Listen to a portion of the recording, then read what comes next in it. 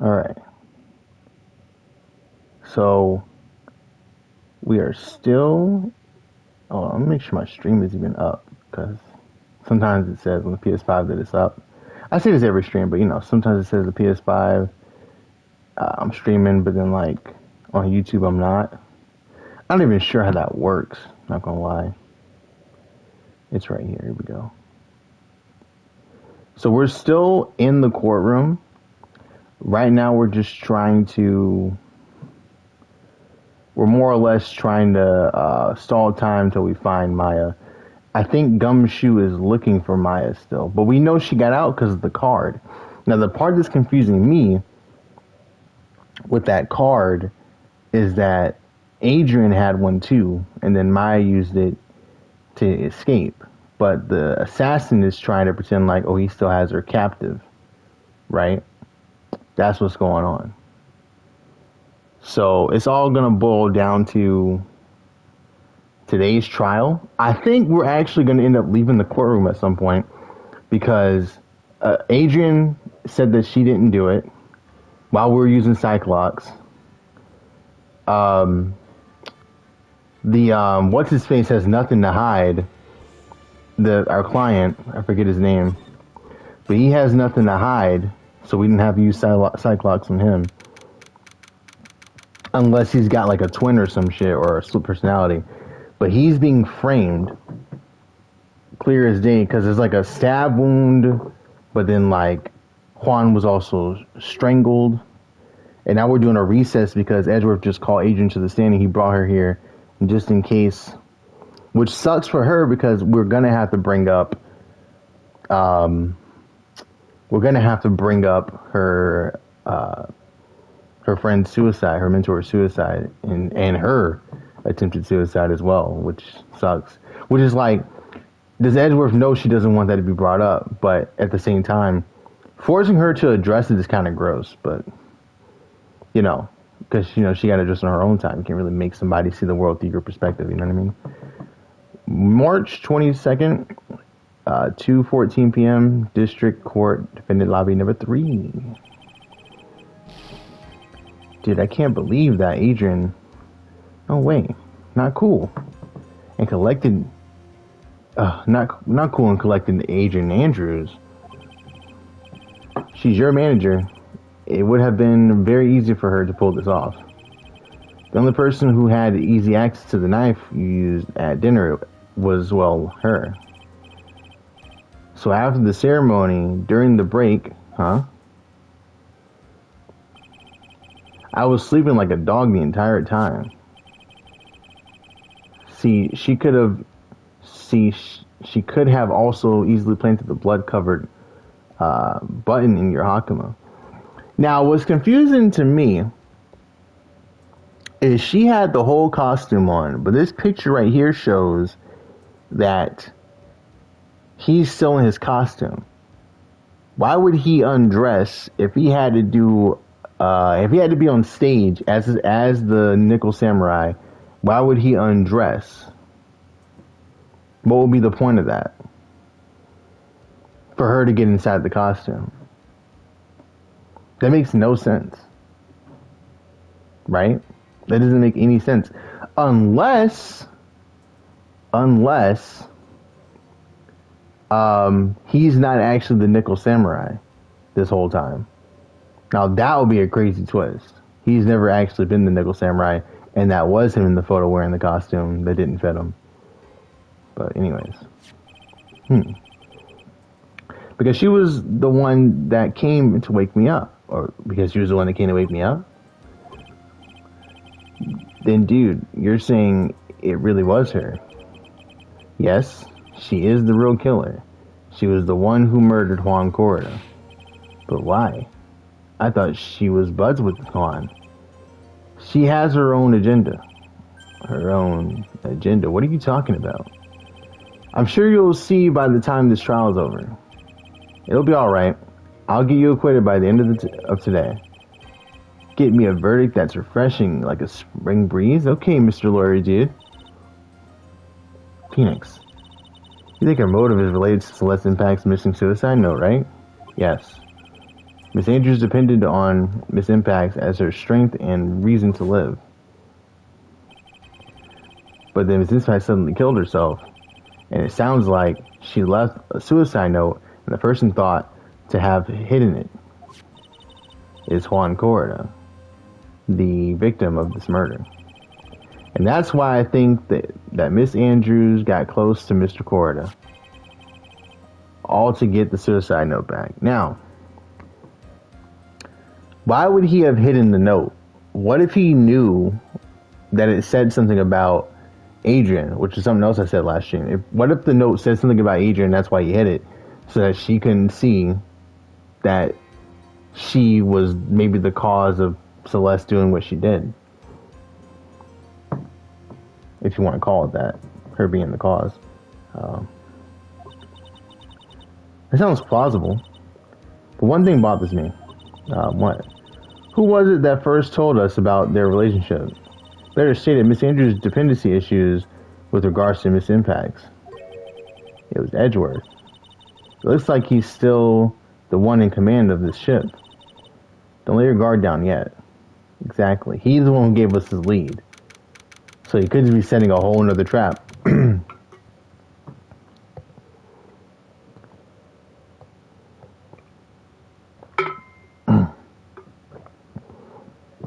But I thought we made up in the last set of games. Would he really go this far just to get a win?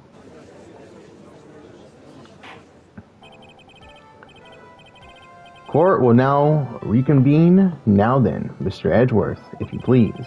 Prosecution calls the witness subpoenaed by this court, Miss Adrian Andrews, the person who discovered the crime in Mr. Juan Corrida's room.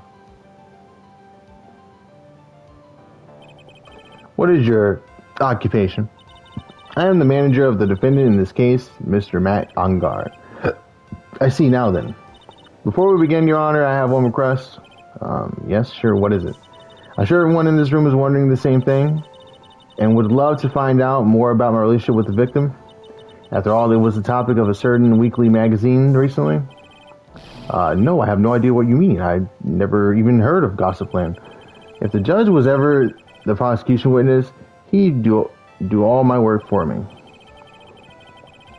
Anyway, I was wondering if you could please tell us about your relation to the victim.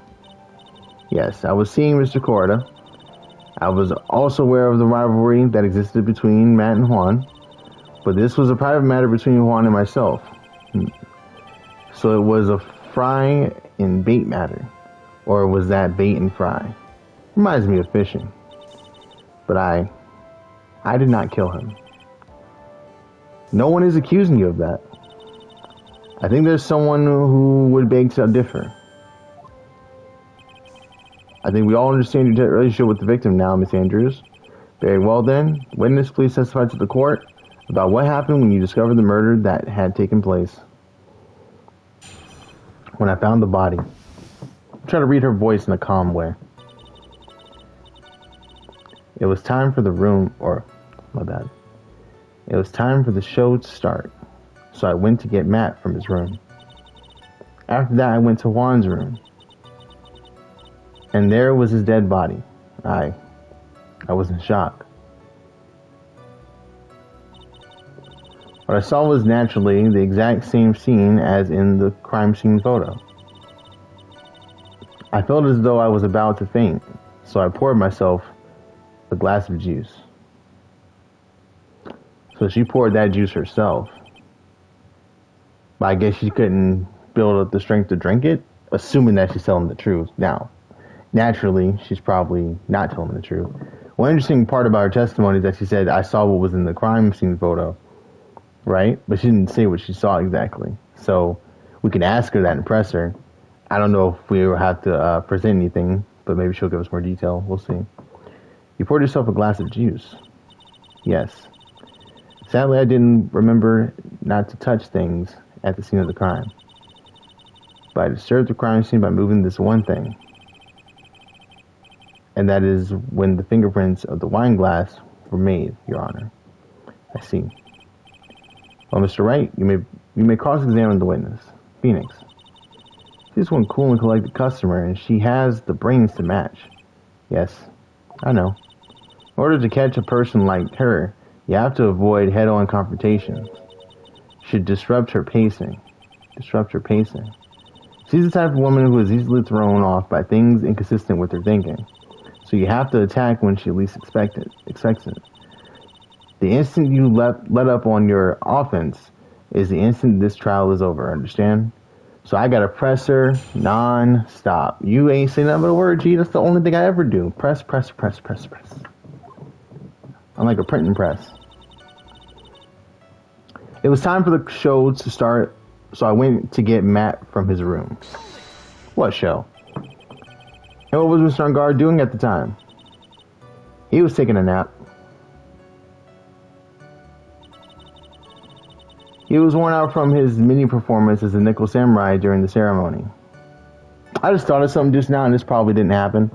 But imagine if both of them did it, and she was dressed as a nickel samurai, and he was dressed as the other samurai. What was the other samurai's name? The Jammin ninja. He was dressed as him. That would be pretty crazy. That way he'd win the contest, which is like kind of insane because he was already winning, but you know, just imagine that. He was worn out from his mini performance as a nickel samurai during the ceremony. Mr. Angard did say he was taking a nap. Then I guess you could say it would, or it could not have been taken out of his room, yes? Excuse me? What are you? Right. I thought years of school would have taught you how to construct a sentence.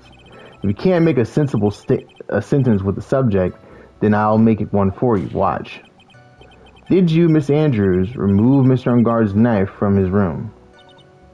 No. Subject, verb, object, right? Did you skip basic grammar? The witness may continue. First off, motherfucker, don't you make fun of how I talk, alright? Because that's exactly how I talk in real life. I say it and not specifics. At least, like, when I'm trying to avoid confrontation. You see what I did there? Alright. After that, I went to Juan's room.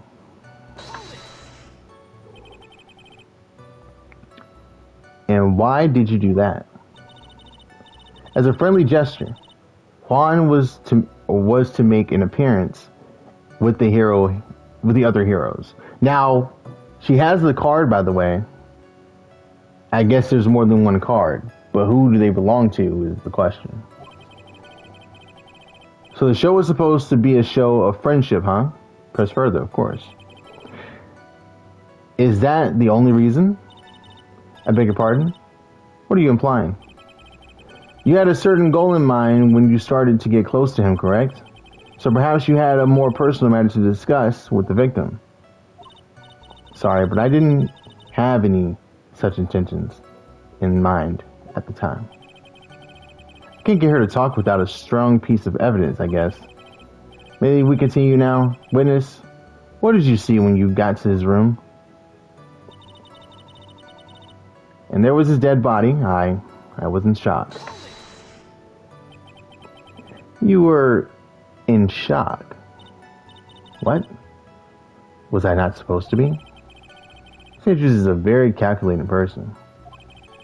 And despite how close they were, I doubt she had romantic feelings for Mr. Corida. Anyone randomly stumbling upon a dead body would be in shock. And you can't seriously expect a young beauty like her would not be shocked. Somehow I don't think beauty has anything to do with being shocked or not. I see. Is the judge actually following along, or is he confused? What I saw was naturally the exact same scene as in the crime scene photo. Now, this is what we're going to have to present on, I think, but let's see what she says. This is the photo you're referring to, correct? Yes, the one with the knife lodged in his chest. The guitar case was like this too. Oh, and the guitar was like this too? Yes, it was open and empty, of course. Now, here's the thing. It was wet on top. So did she open the guitar case after she entered the scene of the crime, or was it already open with water on it? That's probably gonna be something important there. And then what did you do next, witness? Huh. I didn't have to press her on that. Or I didn't have to present there. Kind of just dropped it after that. Alright, so what his last statement is. I felt as though I was about to faint, so I poured myself a glass of juice. Juice? Yes, there was a bottle of tomato juice on the table, so I helped myself. But you didn't drink any of it, did you? Huh? There was no lip marks left on the wine glass to suggest that anyone drank from it. Yep. I wasn't feeling terribly great, so I set the glass down without drinking it. Miss Andrews, I would like to confirm with you one more time. When you discovered the dead body of Juan Corda, you were in great shock. And that's when you poured yourself the glass of juice, correct? And what of it? My mind really was a complete blank all that at the time. Your mind was a complete blank. I didn't think that was possible for you. Aren't you rude today? I was so dazed that I made one careless mistake. That one thing. What one thing? Never mind. It's no big deal. What was she starting to say just now? Oh yeah, press her on that. Miss Andrews, I'm convinced that, as you said, you made a mistake at the scene of the crime. What I really want to know is what this mistake was. Actually, so would I. I'm sorry, it's kind of embarrassing. When I set the glass down on the dresser, I accidentally knocked the flower vase over. Flower vase? Are you talking about the one on the floor in the crime photo? This mess of glass shards. It was originally on top of the dresser. When I bumped into it with my elbow, it fell onto the guitar case.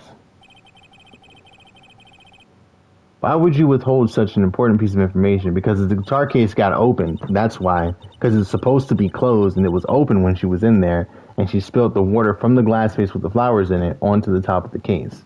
That's why the top of the guitar case is wet, which makes sense. She doesn't want to admit that because that would imply that the crime scene was not how it looks in the crime scene photo when she was there, implying that she did something before she went in there and quote-unquote found his body. She saw him when he was alive. I'm sorry. I thought that since the crime scene was already in disarray, that people would simply assume the vase was just another part of the mess. Nah, it looks like yet another fact has come to light here. Please add this and anything else you have revealed to your testimony. Sorry, but I have nothing more to add. I didn't touch anything else. So now it says, I was the one who knocked the flower vase over when the fell onto the guitar case. Now, we could present the guitar case right here, but I'm going to press again, and then we'll present. What kind of flower vase was it? It was a glass vase, and it was fairly big and heavy. I thought I would try to take Juan's pulse. So I set the glass I was holding down on the dresser. And that's when my elbow accidentally hit the vase. That's odd. I thought she was always in total control of herself. That's what she would like people to think. Always be mindful of the gap between your perception and reality. Yeah. Wish more people would do that. It doesn't sound like there's any glaring contradictions in her testimony just now. I wonder relax, CJ. I warned you earlier that she would not crack so easily. The only way to make her is to keep on the offensive, and not let up. The only way you're going to catch her is with some very strong, decisive evidence. I have to find something, I just have to, for Maya's sake. And I did.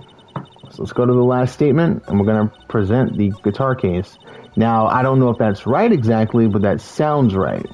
She never said whether the guitar case was open or closed, but she did say that the crime scene when she was there was as described in the photo, which doesn't add up because the top of the guitar case is wet. Empty. There is some water, but only on top of the lid. Bears Corda's fingerprints. Doesn't have Juan's, or not Juan. It has Juan's fingerprints, but doesn't have Agent's fingerprints. So he must have opened it while she was in there, and she must have knocked the vase over while he was alive still. And I'm guessing when that happened, he probably maybe joked with her about her clumsiness, and she felt embarrassed. I don't know, but if she didn't kill him, I'm assuming they had a friendly conversation. Somewhat friendly. You testified that you knocked the flower vase over. Is this correct? Yes. And are you sure it fell onto the guitar case? Is there some problem with what I said? It's not some problem, it's a major problem. It's true that the top of the guitar case was wet with water. However, that's exactly what is so strange. Miss Andrews, you testified that the vase fell onto the guitar case. However, if that was true, the case should not have gotten wet on the inside, or should have gotten wet on the inside, not the outside. Because you said it was like it was in the crime scene photo. That's very true. Furthermore, there is one other strange thing about this guitar case. What is that? Let's take another look at the crime scene photo. The remains of the vase are scattered on the floor. And what is wrong with that? If the guitar case was open when the vase fell, the glass shards would be inside, not outside the case. True. What is your point, Wright? That the case was closed at the time the vase was knocked over? Is that all? No. Think back to what Miss Andrews testified to. You said that she said that other than the vase, she didn't touch anything else. Well, that's right. She didn't explicitly say she didn't touch the guitar case. But this whole matter with the guitar case is a dead end because only Juan Corda's fingerprints are found in it, right? The bright red guitar was found at the studio. It has no bearing on this case at all. That may very well be true, however. In the guitar case does seem to have no relation to this case, doesn't it? It does seem that there is no deeper meaning to this guitar case. No, we need more details. Well, Mr. Wright, do you think we need to hear more details about the guitar case? Absolutely. Make her testify. The other guitar case, I believe this is a crucial piece of the puzzle. I can't believe anyone would reach for straws like this, but it is you. I can't believe I'm doing this either. Alright? I'm following along. I'll follow along for now. Ms. Andrews, please testify to the court about the guitar case. Yes, Your Honor. The judge is actually being pretty good in this case.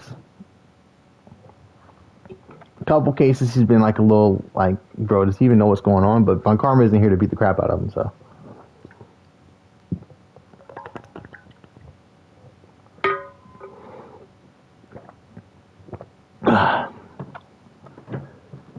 The guitar case. I don't remember too clearly. Oh wait, her voice. I don't remember too clearly because I was a bit dazed. I suppose I must have opened the guitar case after I knocked the vase over. It's not a big deal though, right? The case was empty after all. As for why I opened the case, even I don't know. She didn't open the case. Why is she saying she opened it? You didn't open it. Oh, wait, no, she could have still opened it because she was in the Steel Samurai costume, is what we're trying to say. She would have gloves on, so of course the fingerprints wouldn't be on. I forgot about that. I don't think she was in the Steel Samurai costume, though.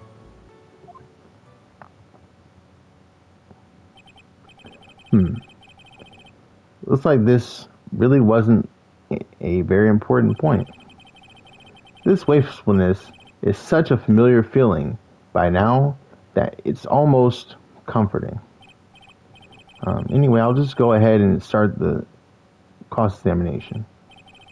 Using any way to change the topic, a convenient escape for a weak man.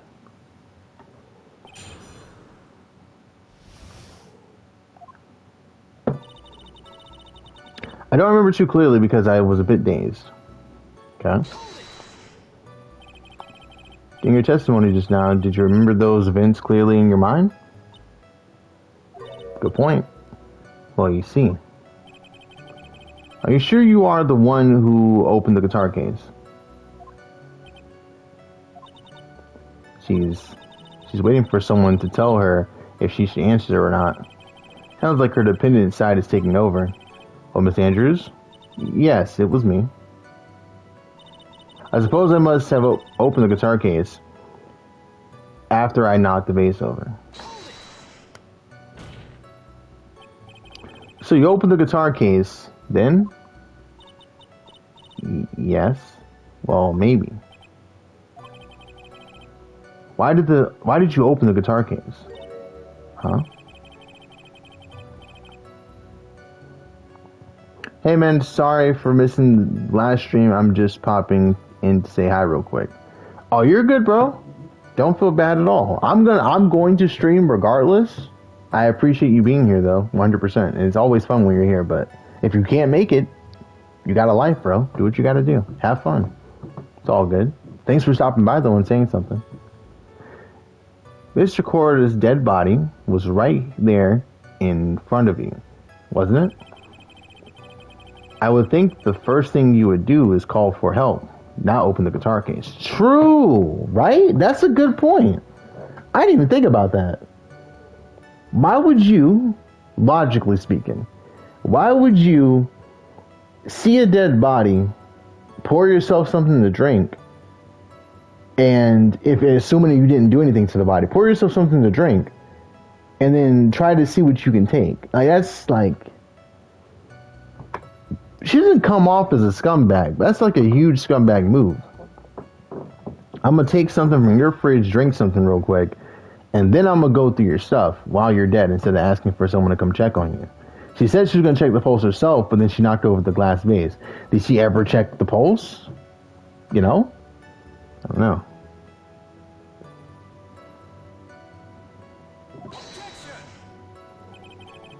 As a witness has said multiple times, when she found the dead body, she was dazed. Maybe I was curious to know if the bright red guitar was alright or not. I thought maybe the criminal took it. Why would she care about the bright red guitar? But getting back on topic. It's not a big deal though, right? The case is empty after all. Was it really empty? I was just wondering if maybe when you opened the case, the guitar was still inside. How long have you been a lawyer, Mr. Wright? Have a little professionalism. The bright red guitar was found at the studio. See, who gives a fuck? They keep saying that. It was found at the studio. Okay, and? Who's to say that the person who committed the crime didn't leave with the guitar and take it to the studio? It's not like it was found at the studio before anyone knew that the guitar case is empty. You know? Who reported that it was found in the studio before the time of the crime? Who reported that? Nobody. These trials would be over in half the time if you would just pay attention. Yes, pay more attention, Mr. Wright. Sorry. As for why I opened the case, even I don't know. Was that because you were shocked and dazed at discovering the victim's body? Yes, that's probably it.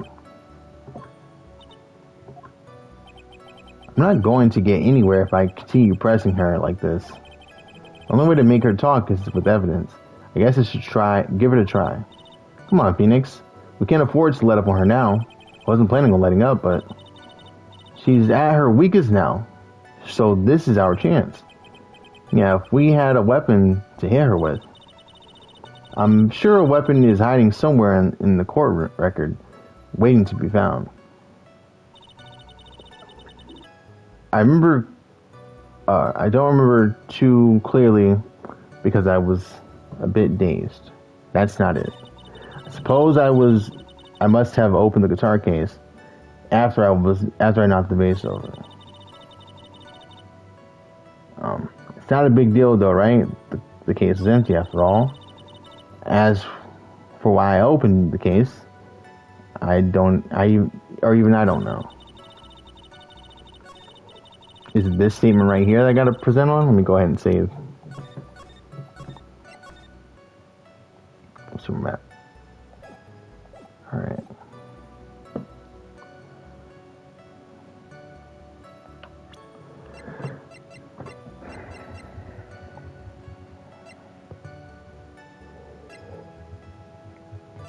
Here's the thing that doesn't make sense. The wine glass has her fingerprints on it. Even if she had gloves on, because she was wearing a Steel Samurai costume, the gloves were on. In order for her to have fingerprints on the glass, she would have had to taken her fingerprints. Had to have taken her gloves out, basically. Oh my god. Had to have taken her hands out the gloves. Unless she came to the room at one point, had this glass, and then came to the room at a different point as a Steel Samurai. But I don't think that's right. We're going to present the guitar case. There is no way you were the one who opened the guitar case. Why would you say that? It's elementary, my dear.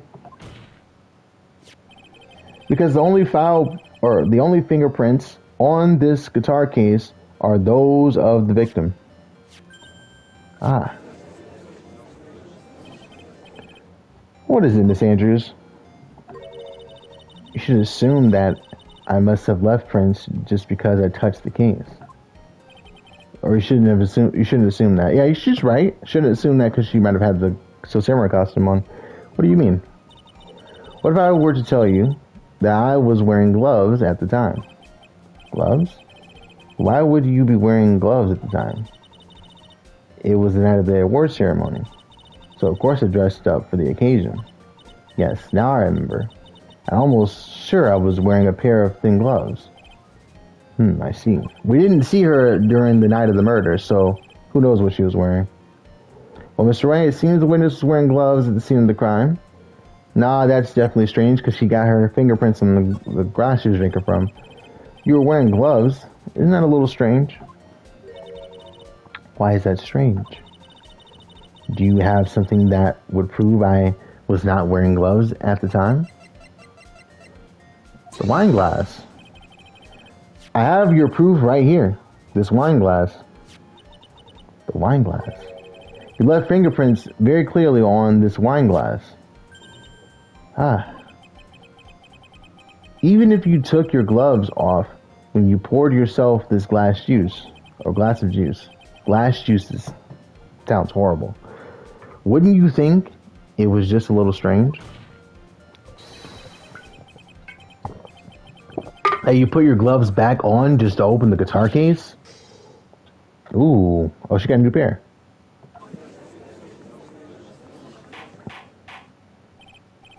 Order, order, order. Looks like you hit the nail on the head this time. What do you mean? I believe that guitar case plays a very important role here. But it's just an empty case. No, Phoenix. I wonder if it was really empty, though. Exactly. But the guitar, the bright red guitar, was at the studio. Phoenix, drop all of your presumptions. What was in the guitar case was not the bright red guitar, okay? You don't mean it was a bright white guitar? Wait, that's not right either. I think what she's saying that was in the case was actually the suicide note. That's what was in the case. He didn't bring the guitar. He just had the note in it. And he was going to show it to, Adrian so she would know what it says, finally. That's why they were talking. They probably were at peace with each other and he was going to show her what was in it. But someone killed him.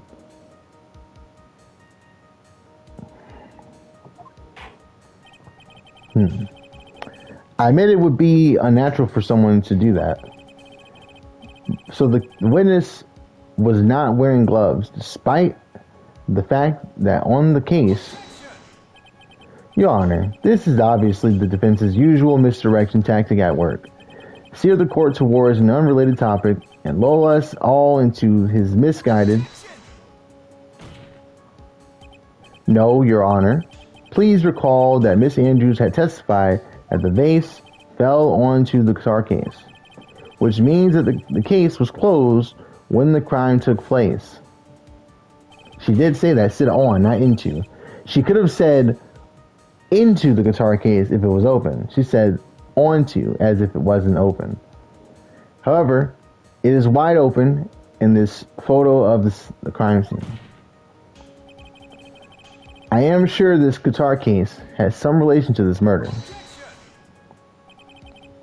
You're sure, right? Now I'm sure you can somehow substantiate your outrageous claim, correct? Uh-oh, he's going to make me show the thing that she doesn't want to talk about.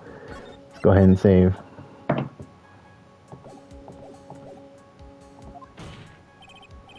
Please enlighten us as to why the guitar case has anything at all to do with this murder.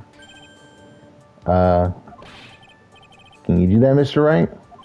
Well, let's suppose for a second that the bright red guitar was not the only thing that could have been in the case. That's true. I mean, there's a lot of space in guitar cases, bro. It doesn't always have to just fit the guitar case. I mean, it could fit the pick in there, some paper, you know what I mean? It doesn't have to fit a whole lot of stuff in there, but you know. The bright red guitar not being the only thing. You don't mean to suggest that it was a big black... So, you intend to push your theory that the case was not empty. Is that it, right? I wouldn't say something I didn't intend to prove. Deflate that head of yours. You haven't proven anything yet. Now then, let's have it. No, pause. No, you bitch. Oh my god. Now then, let's have it. What was inside this case at the time of the murder?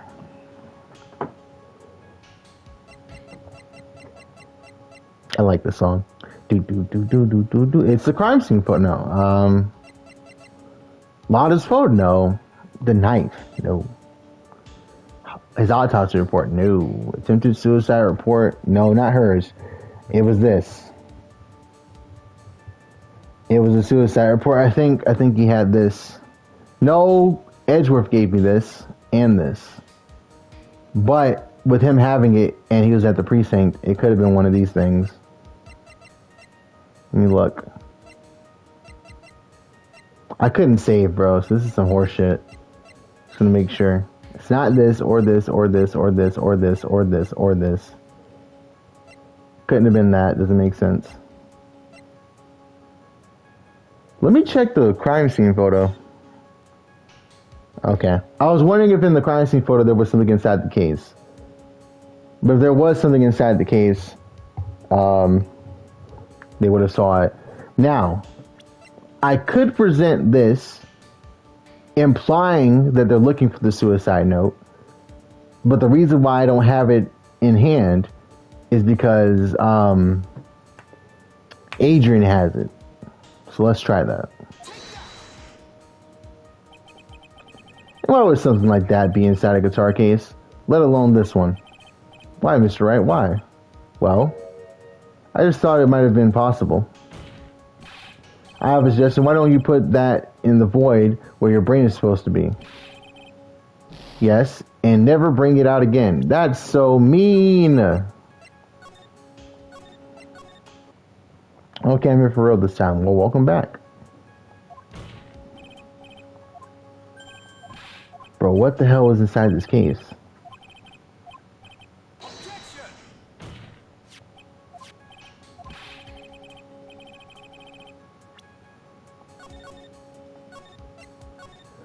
what happened to Francisca? Got shot in the shoulder. Yeah, that's she's not here right now. She got shot. Got shot by the assassin, the killer. Oh, I was saying in the last stream that I think he might be related to D Vasquez because he's D killer, but she had DE and he was just DE. So I don't know if that works. But oh, that's why you weren't here because you shot her. Exposed. Exposed. Now then, let's have it. What was inside that case at the time of this murder? Now, we are kind of screwed here, because I don't know what the fuck is inside that case.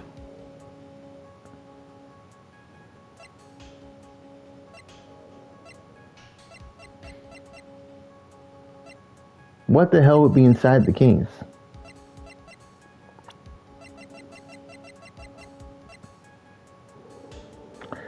She wouldn't be in there, which would be fucking nuts. Yeah, he just had a body inside the case. That'd be crazy. That would actually be insane. My dog's behind me staring at me.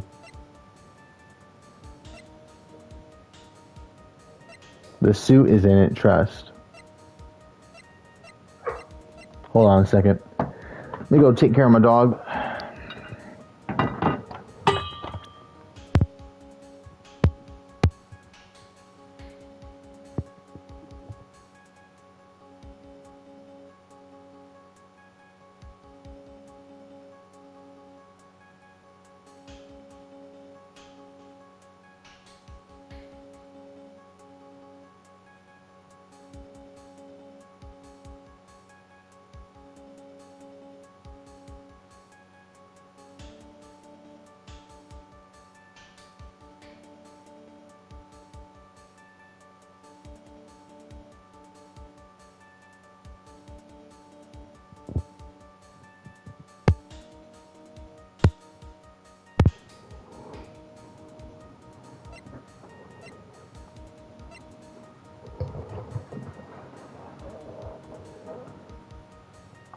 Seeing that autoplay on the top right has got me a little concerned, like I pressed it by accident.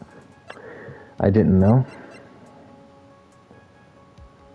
You even have a suit evidence piece, LOL. I mean, the only thing we got is the picture of the suit right here. But Maya gave us this. Then we got the press conference ticket, which doesn't matter. The radio transceiver is not important to to the courtroom. Loudest camera. The magazine clipping, but we got that from someone else, I think. Forgot who gave us this. This is possible, though, but I don't know. Maybe that could be used to be like, oh, yeah, this is his suit. You get me? I mean, yeah, for sure. But she was wearing the suit is what we were going with in the last episode. Why is my voice cracking, bro? What the fuck? Jammin' Ninja's button is ripped from the costume, so it can't be that. It's neither one of these because Edgeworth gave us these, but I was thinking I could use it to, you know, kind of hint that it might be the suicide note. I'm not really sure what they want here. That's what's confusing me. This is a crime scene photo, so it can't be that.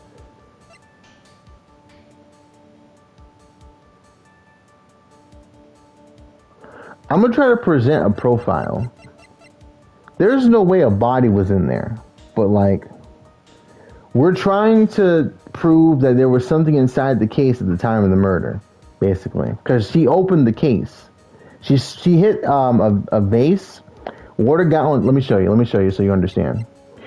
So she knocked water onto this vase or guitar case by knocking a vase over that had flowers in it, right? As you can see in this crime scene photo right here. Right? She did that. Now, as you can see in the crime scene photo, the case is open, so why would there be water on top of it if the case was open at the scene of the crime? Well, because she opened it. She's saying she had gloves on when she opened it, and then we had to figure out what's inside the case for her to even open it in the first place. Why would she want to open the case? What would be inside of it? What was she looking for? Now, we know that her mentor killed herself, and I'm thinking it has something to do with that. Maybe there was a suicide note in there. But I tried to use a report right here because it says, was her suicide note hidden? That didn't work. So do I have to present the person herself? I don't know, but I'm gonna try. There's no way this is it though, because this is saying that he had a body inside of his guitar case, which is nuts. It's fucking insane. That can't be right. That can't be right. Could it be the tabloid? I don't think. Why would he have this in there? That's just weird. Why would he have that? It can't be this. It's ripped off his costume.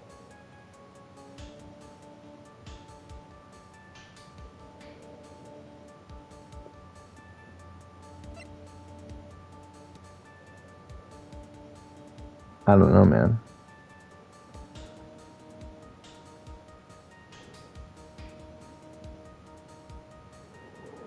Right. That'd be disgusting, bro.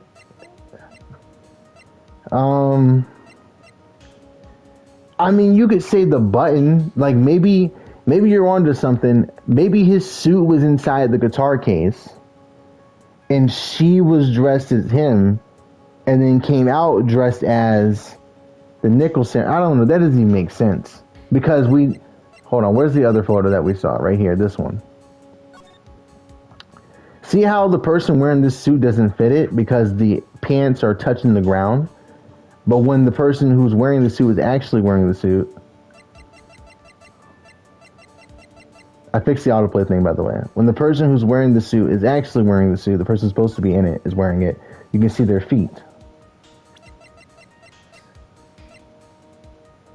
Right, exactly. So basically what I'm saying is the Jammin' Ninja suit was inside of the suit, or inside of the guitar case. That's what I was thinking, but no, that's not right. I'm gonna go with her body to see if it talks about the suicide. No, I know this is probably wrong though. And why would some...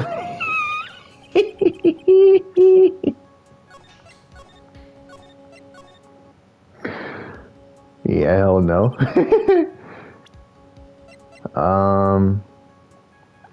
Damn.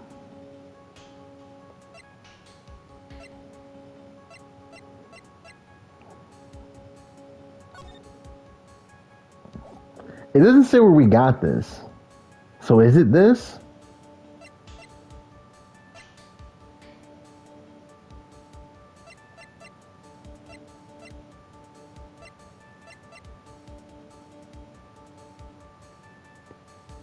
A map? Nah, she wouldn't need that.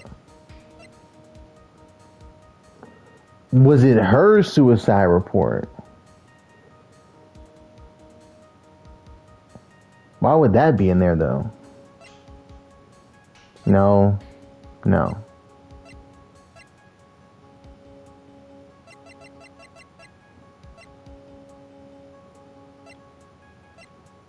Let's just try this. No. It can't be a person.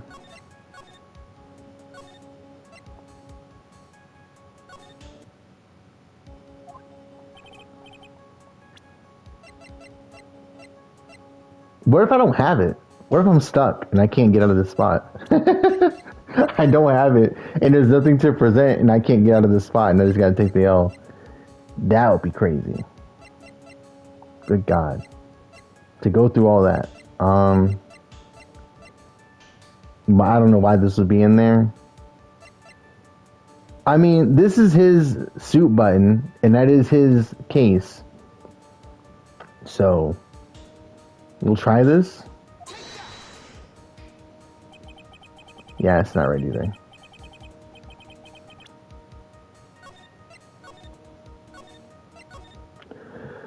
Maybe she wore the suit to act as in guard, so it's like he is going to Corrida's room. Inside, she kills Corrida and takes it off, puts it in the guitar case, so then she can dispose it. Right. True. True. Good point. Good point. Good point. She could have put it inside of the case. I could definitely see that happening.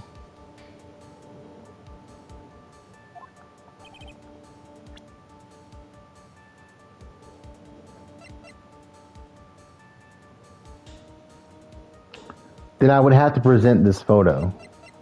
Either this photo or Lada's photo. Let's try that.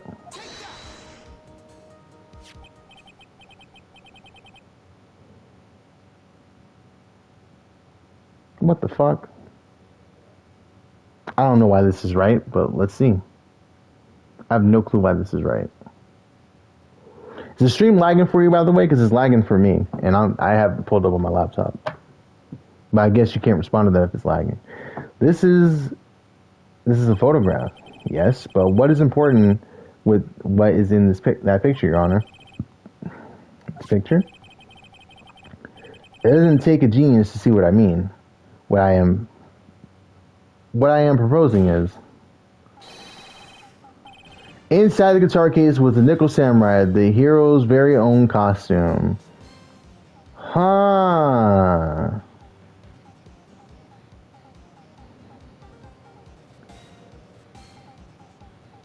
Yeah, I'm confused too, bro. I'm lost. So he's saying this was inside of the guitar case. Now, why would this suit be inside of the guitar case?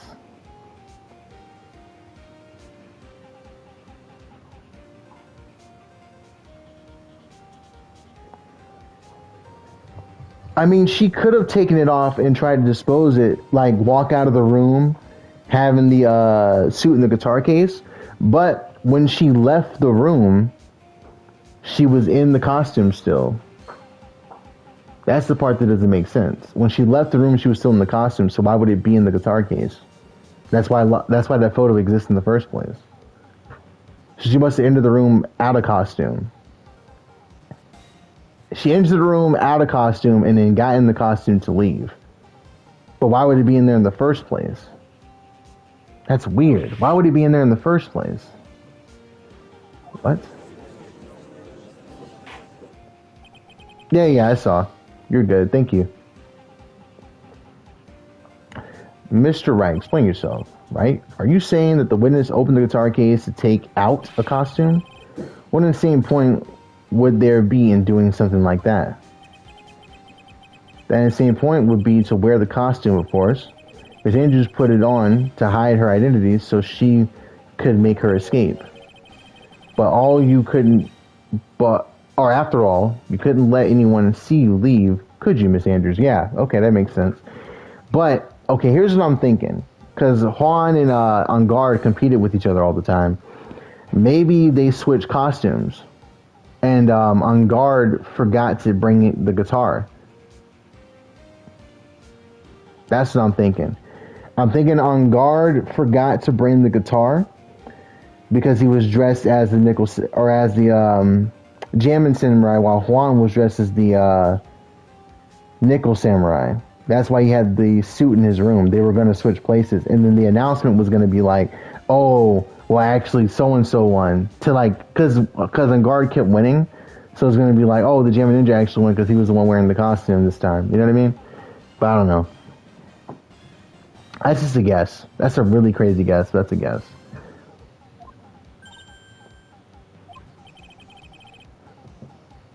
What's up, RK? RKM, I guess. I refuse to accept your theory. Do you have anything to support such a preposterous idea? Just outside the door was an investigative photographer who was starving for a big scoop. And in the end, she managed to get this shot, correct? You mean this photo? Yep, that's the one. Order. It looks like we've wandered into quite another mess again, haven't we? Nice job, Phoenix. Well, you know my strategy. Speak first, think later. So the real murderer was hiding inside a costume. It's backwards. She went in with it in the guitar case, killed him, and left. Then it looked like On Guard was leaving. So she snuck in and then framed him via leaving in costume. True. The only reason I'm kind of confused to whether it's her or not is because when we had her in Cyclops, she said she didn't kill him. And that wasn't like something that she was hiding, according to the Cyclops. But no one said anything about that when that happened. So I don't know if they're just forgetting or if Phoenix didn't know or what's up going on with that. But wait 1 second, Your Honor. The Nicholas Samurai's costume would have been Mr. Mountain Guard's. Why would something of the defendant's be in the victim's room and inside the guitar case of all places? True. That is a little baffling. Mr. Wright, the court would like to hear your thoughts. What was this Nicholas Samurai costume doing inside the guitar case? It was a spare costume? No, it was stolen from On Guard. I'll go with that one. That makes more sense. Let me see. I mean, it's only like 1 point that I'm losing here, but we'll save our progress for now.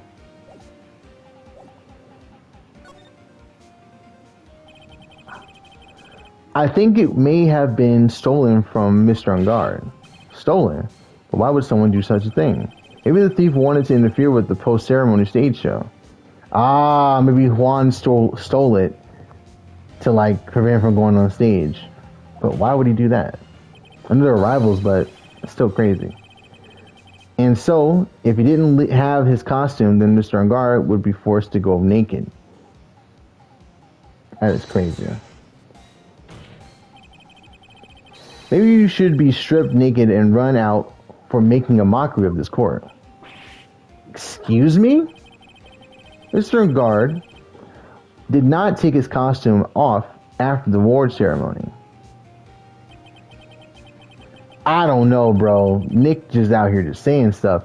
His whole premise right now is he's trying to keep Adrian on her toes because she's so like she's always locked in when she knows the information. But as soon as you throw her off, she doesn't know what to say anymore. So he's trying to make her break, basically. He even testified that he took a nap while still wearing his costume. Is that not correct?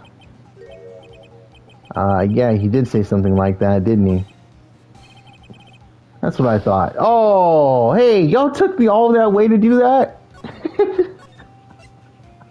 That's some evil ass shit. They took me all the way to that point just to take it.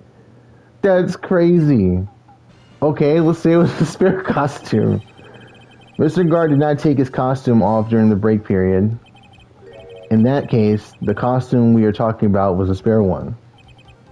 What? Then are you saying that on the night of the murder, there were 2 Nickel Samurai costumes at the Gateward Hotel? Yes, that is what I'm saying. And how would you explain the costume that was inside the guitar case? It would mean that the victim himself had brought this spare to the ceremony on purpose. But why? Okay, he's looking out for his boy. Like the stream, by the way, if y'all are enjoying it. I gotta remind people to do that because I always forget at the end. Well, I do remember at the end, but by that point it's usually too late. The victim, Mr. Korida, was the Jammin' Ninja. Why would he secretly bring the Nickel Samurai's spare costume with him? What could be the reason behind such a particular act, or peculiar act? And therein lies the sticking point. What are you mumbling to yourself about now? Have you just been rambling all this time without any sense of inner monologue? Huh? No, Mr. Phoenix, right? Please explain yourself. I'm adding words. I'm not adding words. I'm tripping, bro. Why do you think the victim had the Nickel Samurai spear costume? Phoenix, are you sure you can explain this one? Think carefully before you answer. And the answer with gusto. And then answer with gusto. I believe in you. Alright. This is what I think. The reason the victim brought the Nickel Samurai's spare costume to the hotel was... Huh? Huh? The reason the victim brought the Nickel Samurai's spare costume to the hotel was... For Matt? It's gotta be for Matt. It's gotta be for Matt and because they're cool. That's the only thing I can think of. Because why else would he bring the extra costume? He's just looking out for his boy. Because they're homies, I think.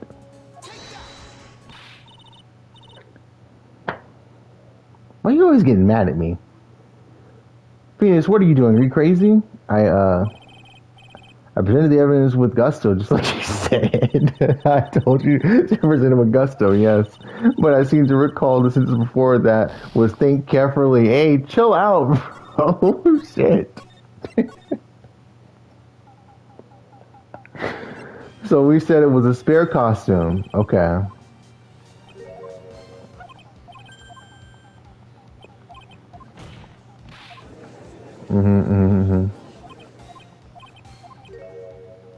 Analyze the sticking point. This is a funny little scene right now. I like this.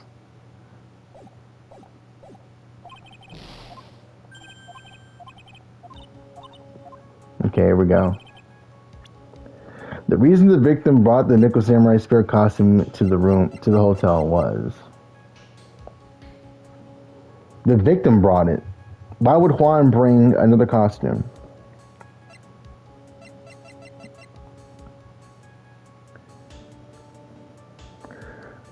Maybe it has something to do with this. Seems like the Nickel Samurai is to confess something after the post-ceremony stage show. So maybe Juan was the one who said it, and he was going to be dressed as the Nickel Samurai instead of Matt, because Matt Matt said he didn't set up the press conference. That wasn't him who did that. So it could have been the manager, or maybe it was Juan. Let's try this one. I cooked. Let's go. I cooked. I'm a genius. I'm a genius.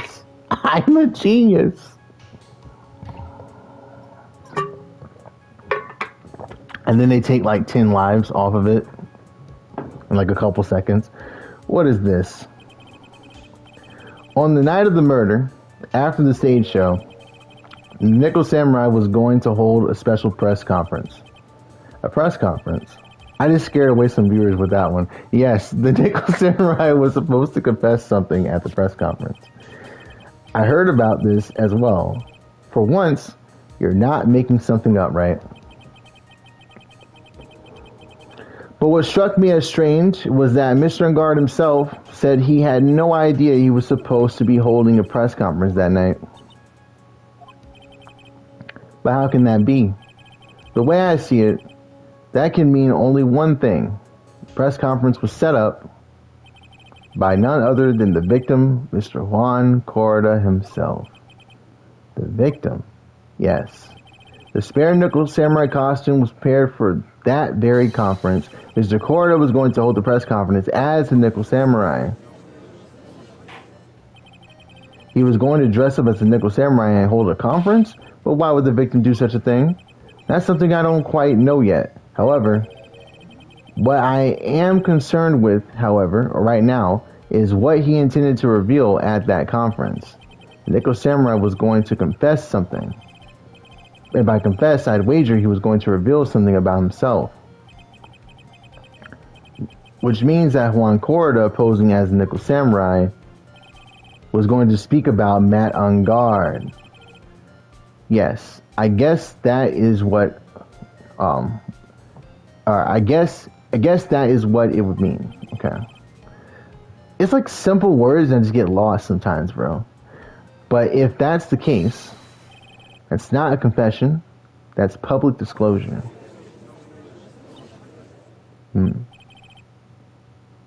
Miss Andrews, I can see why you are pros at what you do. Pardon me? Yes. Just as you say.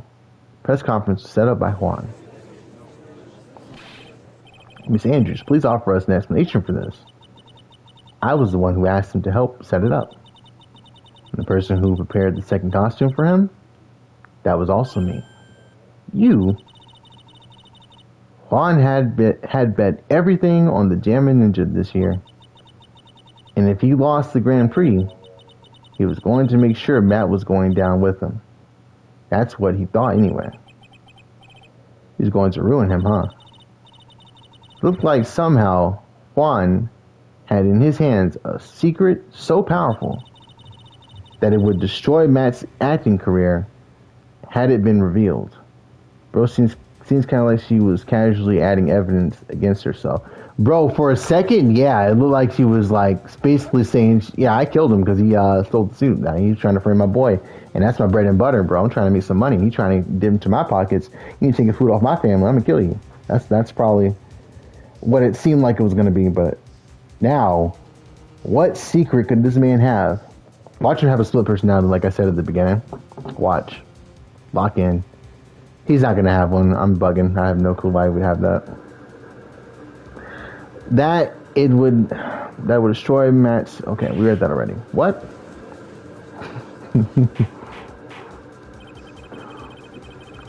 And do you know what the secret of Mr. Unguard's is, Miss Andrews? Yeah, do you know? Huh? That's something only Juan knew. I did not know what it is. Or I don't know what it is. I see. I've probably been coming off quite suspicious to everyone. Oh yeah, absolutely. But that's to be expected. I've been trying to protect Matt, after all. Protect Mr. Unguard. And yet again, another strange bit of truth comes to light, it seems. Ms. Andrews, if you could please tell us the truth about your behavior. Yes, Your Honor, I understand. The witness testimony about protecting Matt. And now we know she's the only person who would know about the suit. Right. So they were in cahoots. I mean, you could say that maybe they were planning on framing Matt for something, but she didn't want maybe she got close with him and pretended like they were going to do something to expose Matt, right? Maybe she knew the secret. She tells Juan about it. Like, hey, I'm done working with this guy. Let's get him together. Here's a secret about him. And he's like, okay, y'all expose it at the next show. Meanwhile, she's only trying to get close to him so she can see what the suicide note said about Celeste. Because she thinks that he hasn't. Then she finally gets along with him one-on-one. Meeting him in person. And she's like, so, where that suicide note at, bro? This is the deal. I gave you some dirt on him. Now you give me the suicide note. And Juan's like, yeah, I burned it. There is no suicide note. And she said, oh, bet. And strangled him. And then said, oh, should I actually kill them? And then put the knife from the dinner table on or inside of him to be like, yeah, nah, Matt did this. I didn't do this shit. It was him. She might be crazy like that, bro. Who knows? But what's weird about it is that there's no fingerprints when he got strangled. But I think because of her codependency, she may have been like so disassociated from what happened, if assuming that she did it. She may have been so disassociated from what happened, she was able to take off the gloves and make a glass of tomato juice to drink because she didn't know how to react to what happened. What was the appropriate response, right? To someone being dead in front of her. She didn't have anyone to guide her on that. I don't know. From the moment I saw the crime scene, I had a feeling that Matt was the murderer. Matt had to kill Juan, no matter what. And he didn't have an alibi for what he was doing at the time of the murder. My thoughts were confirmed by the evidence, of course. The button and the knife. But I'm Matt's manager, so I felt that I had to protect him.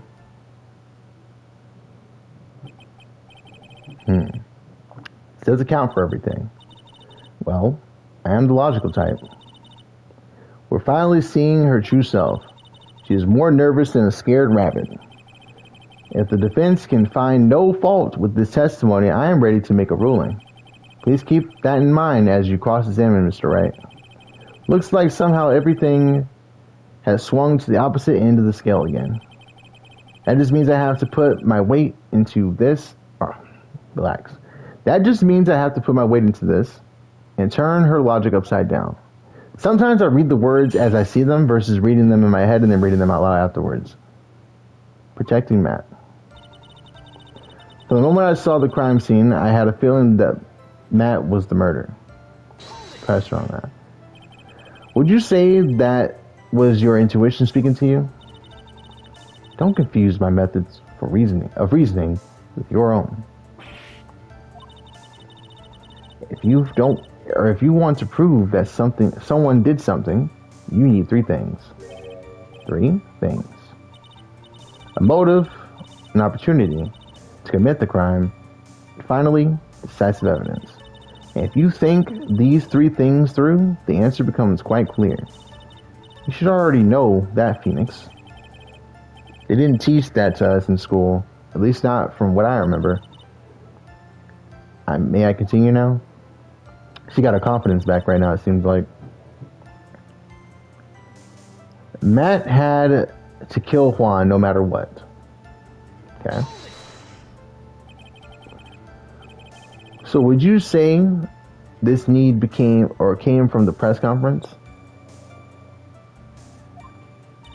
Yes. Do you know why Juan chose that event and that hotel for the conference? No, I have no clue.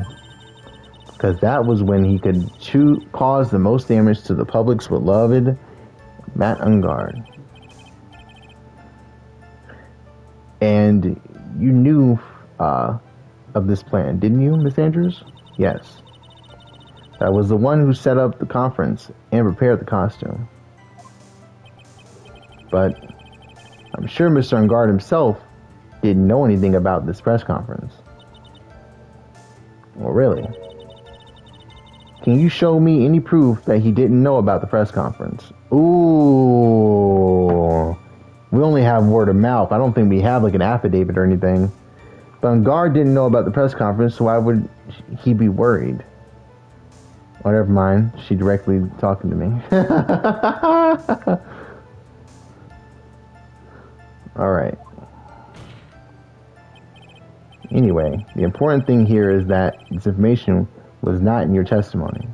Yes, I agree, Miss Andrews. Please correct your testimony, if you please. You're asking at straws now, are you, Mr. Wright? I know what his motive was, but I don't have any way to prove I'm right. The fuck? Has Mr. Ungard done something to hurt or betray you personally? That's a good question.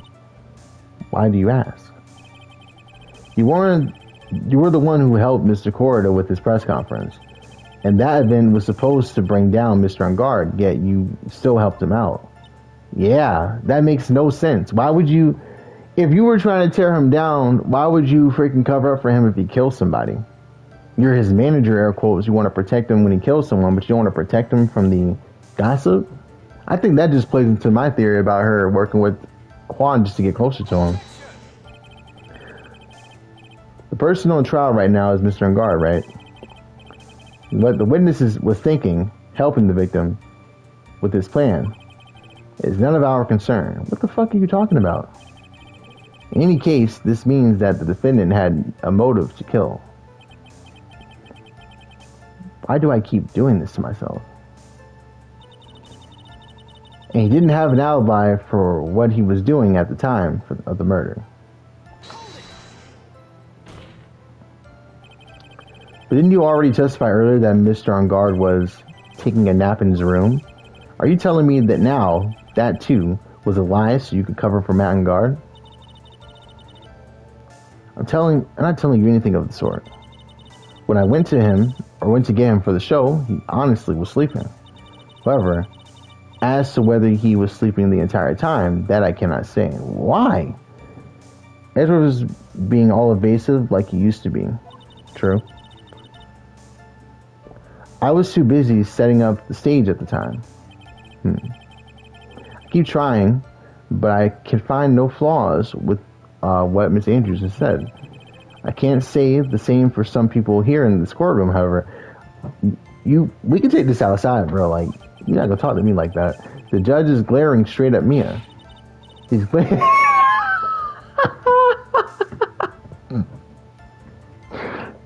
He's glaring at you, smart guy. My thoughts were confirmed by the evidence, of course. The button and the knife.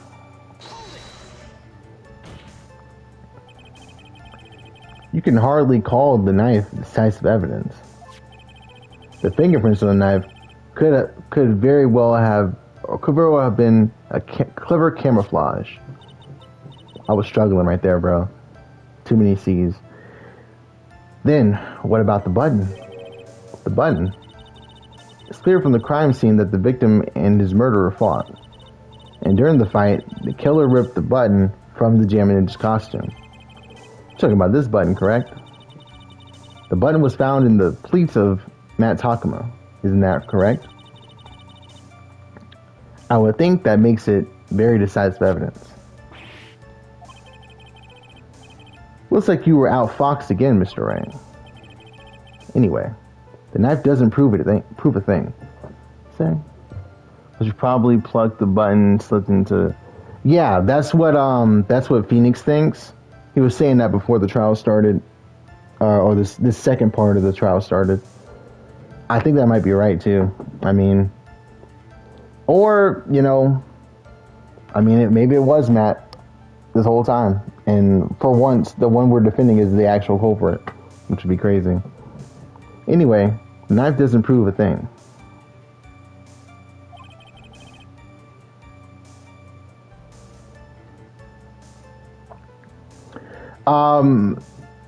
They ate before. I believe they ate before anything happened at all. I think it was like before even the ceremony at the beginning. They just never cleaned up their plates. People have a really bad habit of not doing that in this game, apparently. Me too. Please fix your testimony. I can't stand the sight of a man who can't graciously accept his defeat. Thank goodness Mia can still look at me. With an icy stare, yes. You can hear his thoughts too. Like, what is going on with these people and hearing what he's thinking? Miss Andrews, for Mr. Wright's sake, please add this information to your testimony. That button was torn off Juan during his fight with Matt. Now, we can press her on this, and she's probably going to slip up right here, because earlier she said she hit her elbow against the vase and it broke. Now she's saying there was a fight. So now she's probably going to say that, oh no, me knocking over the vase was a cover-up. I never knocked over the vase. But then again, she can't disprove that she was in the room at some point because she definitely had her hands on the tomato juice. Alright. And how do you know that?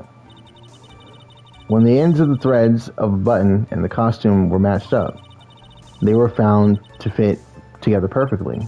Or so I heard. I've heard that before too. But why would Miss Andrews know about this case down to such fine? Yeah, why would she know that? Huh. Who is she dependent on? Has she attached herself to Edgeworth now? Is that what's happening? What if it was torn off of Juan during his fight? Why is the blood on it? If it was torn, it would have been off his body already. Right, exactly. It would have been off his body already. So there was no way there was a fight and it got torn off. It got torn off after the fact to plant evidence to somebody else. Maybe. Don't look at me like that.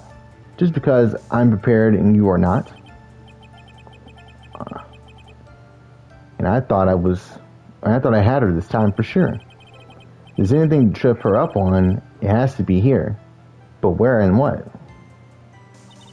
Well, we know what, but let's press her on one last thing. But I'm Matt's manager, so I felt I had to protect him. This part makes no sense. But what you really did was stab the guy in the back, didn't you? And at the worst possible time. Who's to say she really stabbed the guy in the back, as you put it? This witness could have disclosed things about Mr. Ungard at any time. Why then would she wait until there was a large audience before doing so? It's the same reason why Mr. Corridor planned such an elaborate conference. Ms. Andrews wanted to cause Mr. Ungard as much damage as she possibly could. This witness bears ill will towards the defendant. This isn't the Phoenix Wright wax philosophical power hour. And please stop slandering the witness. As I expected, Ms. Andrews' testimony seems pretty solid. Really? Because to me it sounded a little wishy-washy. Wishy-washy. Well, I guess we'll see if I press a little more. You should know this by now. But you'll need strong decisive evidence to make her talk. Got it, Chief. I'm going to pin you down this time, Miss Andrews. What are you gonna do? You gonna do what, Phoenix? Wait till Meyer hears this shit, bro. You are in trouble? Oh my god. Um,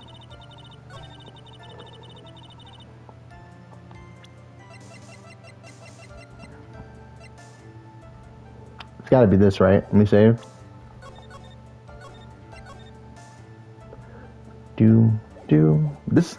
The soundtrack in this game is so fucking awesome. Don't you do this. Don't you do this. I tried to save it and you still did it to me. I can't believe you. I can't believe you. I can't believe you said you were going to pin Andrews and show her big old evidence. I can't stand you. Tormenting me, bro. Damn it. This is wrong. Fuck. Okay. Hold on. That button was torn off of Juan during his fight with Matt. That's got to be it, right? This is the thing that's got to be wrong.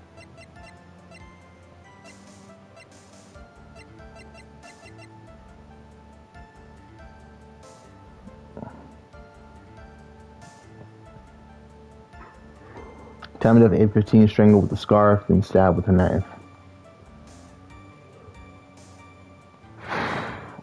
Sorry to blow on the mic, my bad. Just sighing. Prince.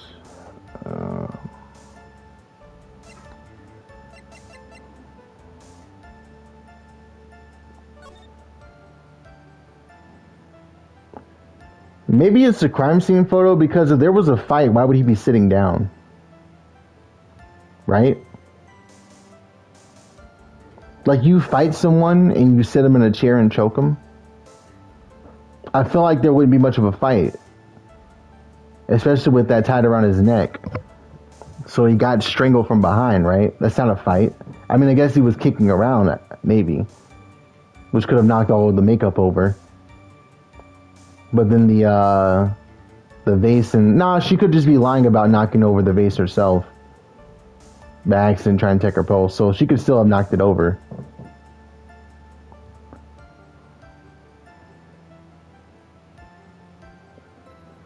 It could be the suicide report since the knife would obviously have clipped the button.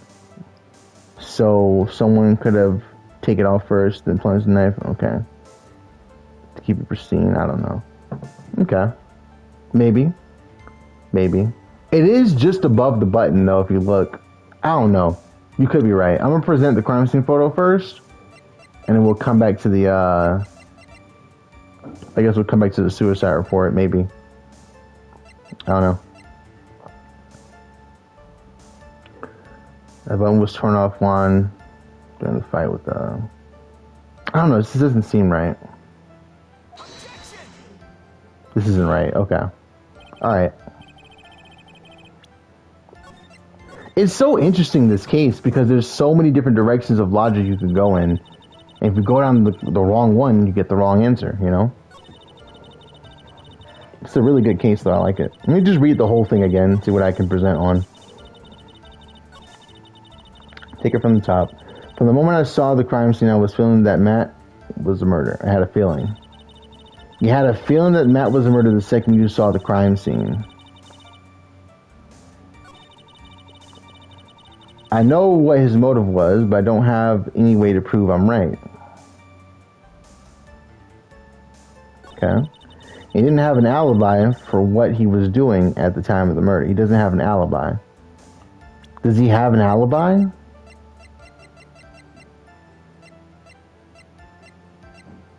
No, he doesn't really have one. If he had an alibi, he wouldn't be on trial. That button was torn off during the fight with Juan by mass manager, so I felt I had to protect him. This doesn't in itself doesn't make sense. I had to protect him. When we pressed her on it just now, it doesn't make sense for her to want to protect herself.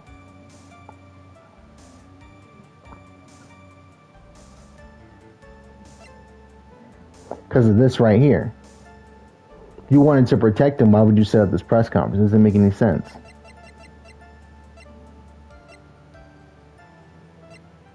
Right? Like it just doesn't make sense. Also, if you wanted to protect him, why would you wear the costume when you left? It looks just like him. It's in his costume. Why would you wear his costume when you left the room? That's another thing I could present. Let's try this first. Why would you leave the room dressed as him if you were trying to protect him? That's wrong too. Okay.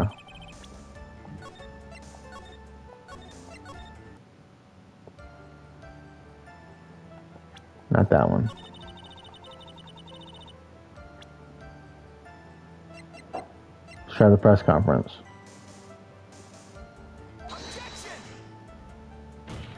This is also wrong. I'm gonna guess it has to be one of the new parts of her testimony that came up after we pressed her.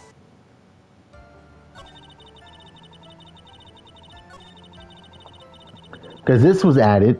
I don't know what his motive was, but I don't have any way to prove I'm right. You know what his motive was.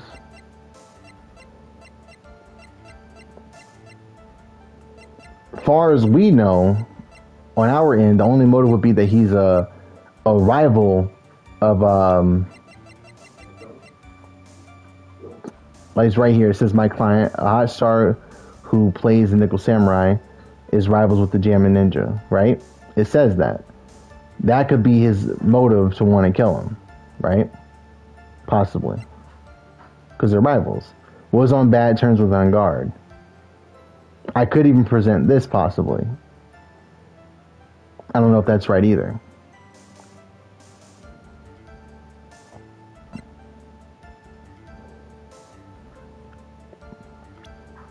And then with evidence, like that's contradictory in itself. She should know that they're rivals with each other, right?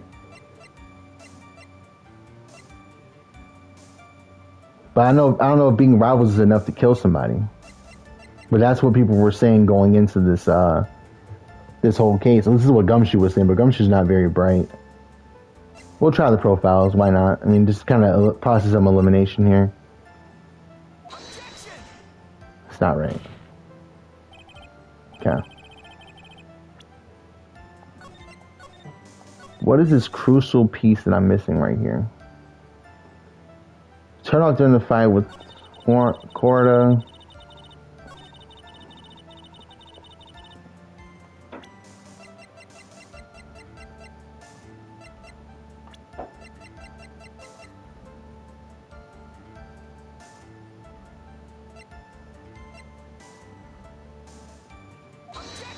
Also wrong. Okay, we got rid of both of these. So it's probably not going to be any of the profiles, then. It's probably going to be like strictly evidence, because she says I need decisive evidence. Mia did say that. Okay. I know what his motive was, but I don't have any way to prove that. He didn't have an alibi. The button was autopsy report, then I don't know. Yeah, true. Try the autopsy report. Because it says the button was turned off during a fight with him. If you look at the autopsy report, the autopsy report doesn't say there was a fight, right? It could be that.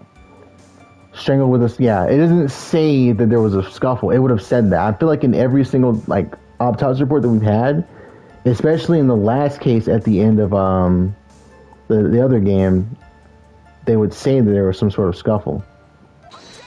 Ooh, it is. Let's go. Good call, good call. This is the victim's autopsy report. It clearly states that the cause of death was strangulation by a scarf. It says a little bit more than that, but yeah. Strangulation? The knife stabbed to the victim was done after the victim had already died. Now, hold on. Hold on. See, I knew that. Logically, that's what I was thinking. But it doesn't say that. Strangled with the scarf, because you could have been strangled unconscious and then stabbed afterwards, right? But, you know, hey, maybe I'm reading too much into it. Maybe I overthought that. It's my fault. My fault. The knife stab to the victim was done after the victim had already died. And what does that mean? Let's examine the evidence. This button has the victim's blood on it, which would mean that it was ripped off the costume then, or when, after the knife was stabbed in the victim. Exactly, which means I need water. That's what that means.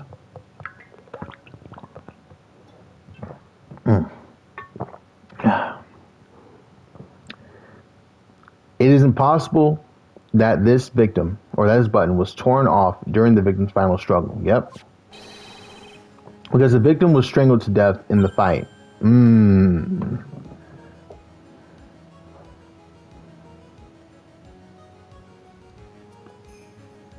Right. I don't know why. One of the autopsy reports did have pages. I remember that.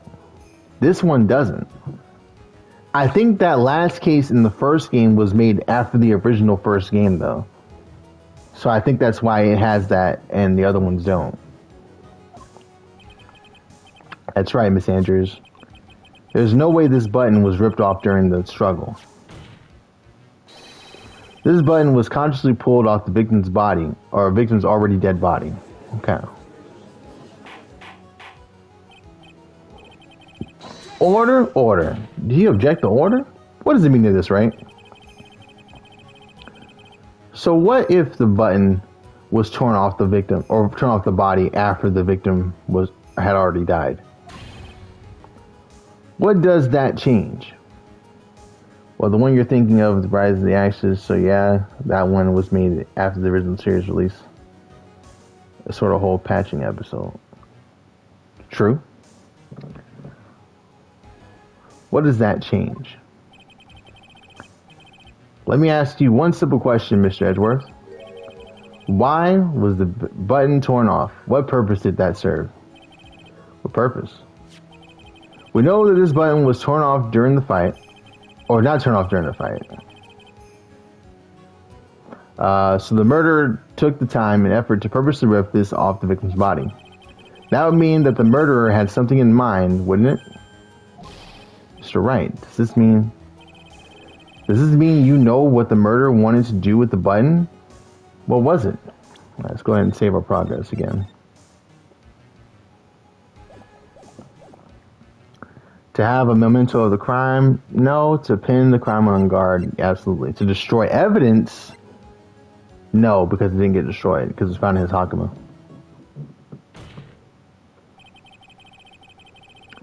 There's only one logical reason for doing something like that. It was to pin the crime on Mr. Ungard. There's no way anyone would put a bloody button in their own pants. That's right. Mr. Ungard was set up by the real killer, of course. Yeah, I mean, like, he'd have to be like a bag of bricks, bro. Like, just the dumbest motherfucker ever to grab a bloody button and stick it in his own pocket if he was the one who did it. Unless he's got some sort of mental problem.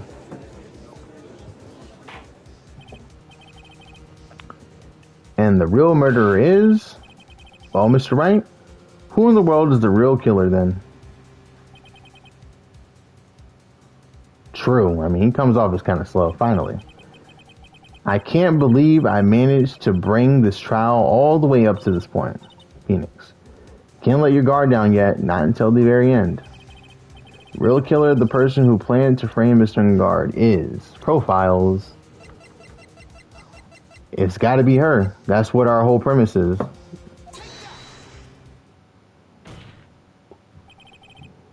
Miss Adrian Andrews, I choose you. Like a Pokemon? You are Mr. Corridor's killer. What? She broke her glasses again. Order. I said water. Mr. Wright. This is a very grave matter. Do you have any evidence that supports your charge? Any evidence? All the evidence points to Miss Andrews. How preposterous. You can't stick any of that on me. I can't? Can I? Would you care to test me? Then what about this knife? The knife was used to stab the victim after he had already been strangled to death. It was used to throw suspicion onto Mr. Ungard, naturally. A knife covered in the victim's fingerprints could only be taken from his room. And the only one who had dinner with him and knew which knife to take was you. Now, what if she tried to frame Ungard, but she didn't do it? Then, What about the button that was found in Matt's Hakama? This button was removed from the victim's body after he had already died. The only people who could have done so were the person who found his body or the killer. However, if Mr. Ungard was the real killer, there is no way he would have put such incriminating evidence in his own Hakama. Now, something to think about. Adrian grabs the bloody button, right? There will be blood on the glove of the costume and blood inside, maybe inside of the pocket of the costume, potentially as well. So where is that spare costume at? Did it get burned? Did no one ever find it? You know? Where's the spare costume that we are saying that she might have had? But a photo of it, but where is it? Mr. Corda framing people, maybe. Double framing people, maybe. Frames Ngar with Andrew's help, and simultaneously frames Andrews. No idea why he would do this. More of a joke. I hear you. I mean, I thought for a second he didn't get killed by anybody and he killed himself.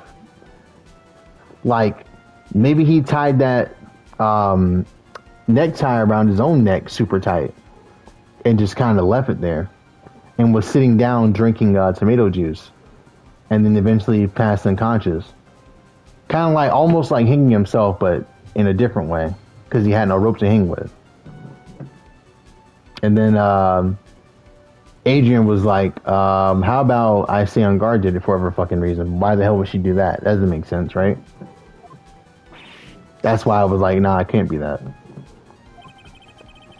The only person who could have put this button into Mr. Ungard's Hakama is the person who went to wake him up from his nap, which is you, yet again, Miss Andrews. I see. What about the empty guitar case? Why was that so important, Phoenix? That is also another piece of evidence that incriminates Miss Andrews.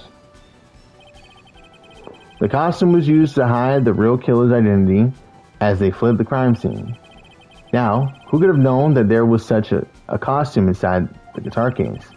It only have been the person who prepared the costume for the victim. The person is you. You made that costume, Miss Andrews. No, I... Miss Andrews' fingerprints were nowhere to be found on the guitar case. Good point, Edgeworth. Let's think about that. Hear him out. Because she said she already had on gloves. She did say that. But hear him out. Because she had to have taken off the gloves to touch the glass case. Or the glass with the tomato juice. So she couldn't have had gloves on when she came in there. Now, when she opens the guitar case, she would have had to have fingerprints on the guitar case because the gloves were inside the guitar case. Right? Good point. But let's see how we get a rebuttal. That's right. That's because she did not intend on leaving any prints. If anyone had found out she had touched the case, they would have asked her why. So to avoid leaving prints, she used a towel or something else to open it. You're saying... I mean, hotels have towels.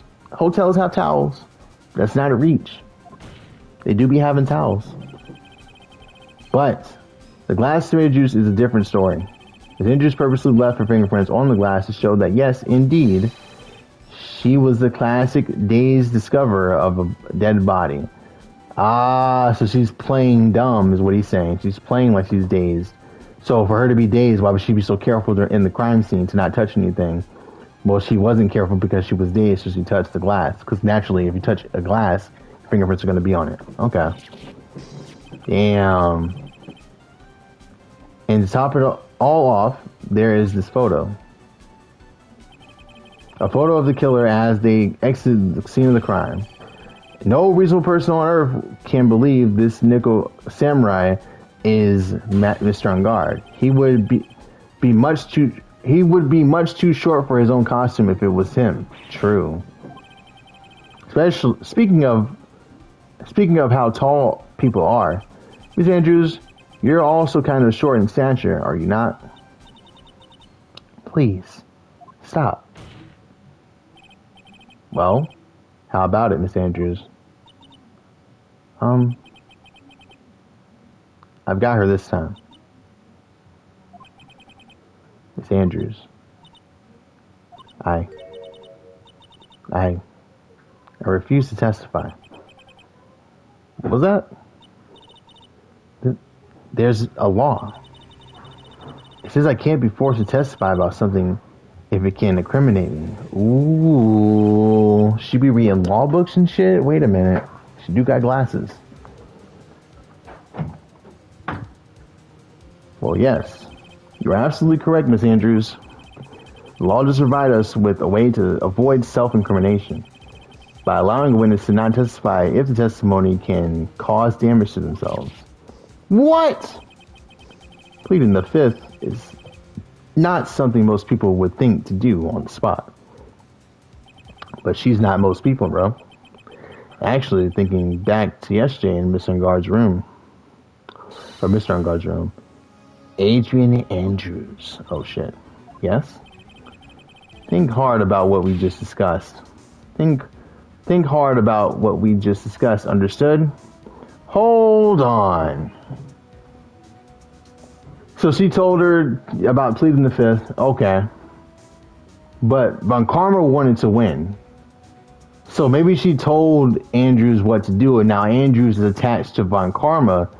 Von Karma's not there, so her whole thing is falling apart. If Von Karma was here, we wouldn't have won this case at all. We would have been fucked.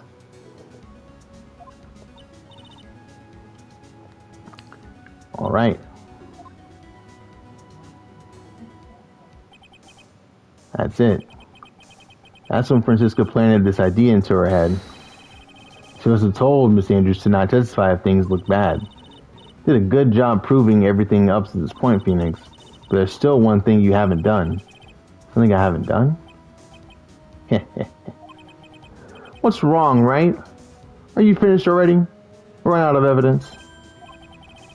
You're so humorous, Mr. Edgeworth. I'm sure you realize this as well, Your Honor. But everything the good lawyer here has proven up to this point is meaningless. What? Everything you have proven is circumstantial. Circumstantial? Yes, circumstantial. You have yet to provide a single piece of definitive proof. Proof that Miss Andrews did in fact harbor a wish to murder Mr. Corda. And we got something, but we said we weren't going to talk about it, so. Alright. I guess not her suicide note. We could talk about Celeste, though. Miss Andrews, did you want to kill Mr. Corda? I believe this may lead to me incriminating myself, so I will abstain from answering. Or you could just say no. But Miss Andrews, if you do that, it would be the same as admitting your guilt, don't you think? Maybe so. Maybe not. There's nothing to prove, or if there's nothing to prove it either way. Besides, you don't even know what crime I would be guilty of due to my silence. No, she's taking the defiant attitude again. Yeah, what should we do? Somehow we've landed in this worst possible situation. The worst possible situation. I think we have reached a certain conclusion at this point in time. Miss Andrews has refused to testify, and the defense theory that she is the actual murderer has not been fully substantiated with solid definitive proof. But that's not true. In this situation, there is only one thing this court can do. That is declare a recess. Recess. I request that both the prosecution and the defense look further into this matter. And at tomorrow's trial, yeah, we can't let it go to tomorrow. We can't do that. Tomorrow. Don't have to tomorrow. If we don't get a guilty verdict today, then please wait, Your Honor. That's not necessary. Trial. Please continue the trial. What are you sweating for? Your client is getting more day to live, isn't he? Dude, that just gave me a great idea for a witness or killer for like a case, a law major. Like they know all about the law and will fight tooth and nail with the technicality. Yeah, I feel like we're gonna run it. Well, we kind of had that with Lana when she was saying she did it. But I could definitely see that being one of the killers at some point. Maybe that'll be in the next game, but I don't know. I didn't finish the trilogy. Your client is getting one more day to live, isn't he? That's not it. This isn't about that. Edgeworth, I know you know who the real killer is. Please, let the trial continue. If I don't get the verdict, then Maya... Ooh, you can't say that, Phoenix. But it's impossible to continue as long as the witness refuses to testify. And I think this is on TV too, so him saying that, he just... Bro, I don't know if that was good. But then this court is... Oh... It is not impossible for this trial to continue. Mr. Edgeworth, what are you... It's true Miss Andrews holds the right against her self-incrimination, however. If the topic of conversation were something unrelated to whatever she may be guilty of, then she has no right to withhold testimony. Talk to her, bro. Yes, that is very true, but actually, there's one little thing that I'm curious about. Miss Andrews, when you found the victim's body, you poured yourself a glass of juice. Yes, and I can't help but think about how unnatural that is. Usually when one finds a body, they are shaken up, not stirring a glass of juice. Right, if you're shaken up, like, well, I don't know, I never, like, discovered it. I've seen one, but, like, I've never, like, I don't know, I guess I've never been in a position to see them, but, like, trying to pour, you know what I mean? It would be difficult to do that, especially into a wine glass. I feel like you would have a hard time doing that. Simple task. If you don't normally see those things. But I don't know. So my actions were unusual. But before you speak, I want you to state that if you have a reason behind your actions, I would like you to testify to that effect. Testify. Your Honor, I would like to request that the witness testify again as to what happened when she first discovered the victim's body. Whatever we find out in this testimony should in no way implicate the witness. I don't know what this is about, Edgeworth's man, but I can't get a good read off of him. Is he your friend? Or is he friend or foe? I just don't know. The court acknowledges the prosecution's request. Miss Andrews, if you please.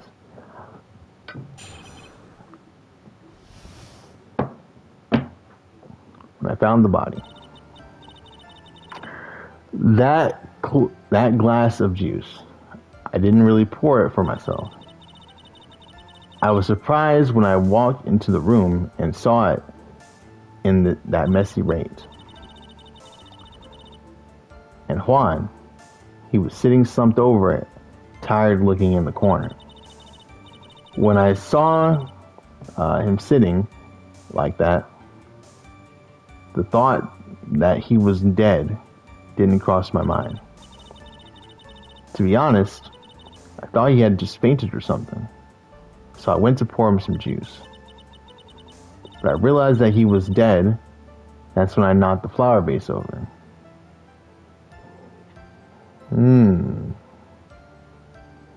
Okay. Interesting. She poured it for him. I mean, it was clear that if you go into his room that he likes tomato juice, so, you know, but still. Him being dead, let's look at this,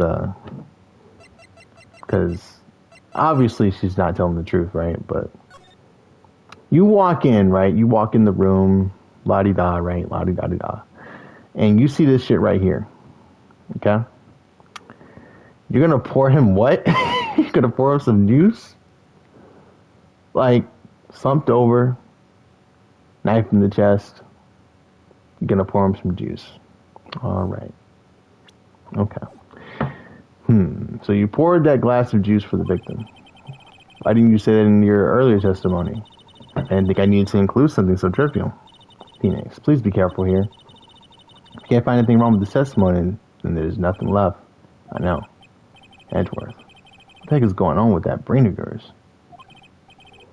Now then, Mr. Wright, you may begin cross-examination. Okay, here we go. But we in for a long one, huh? Goddamn.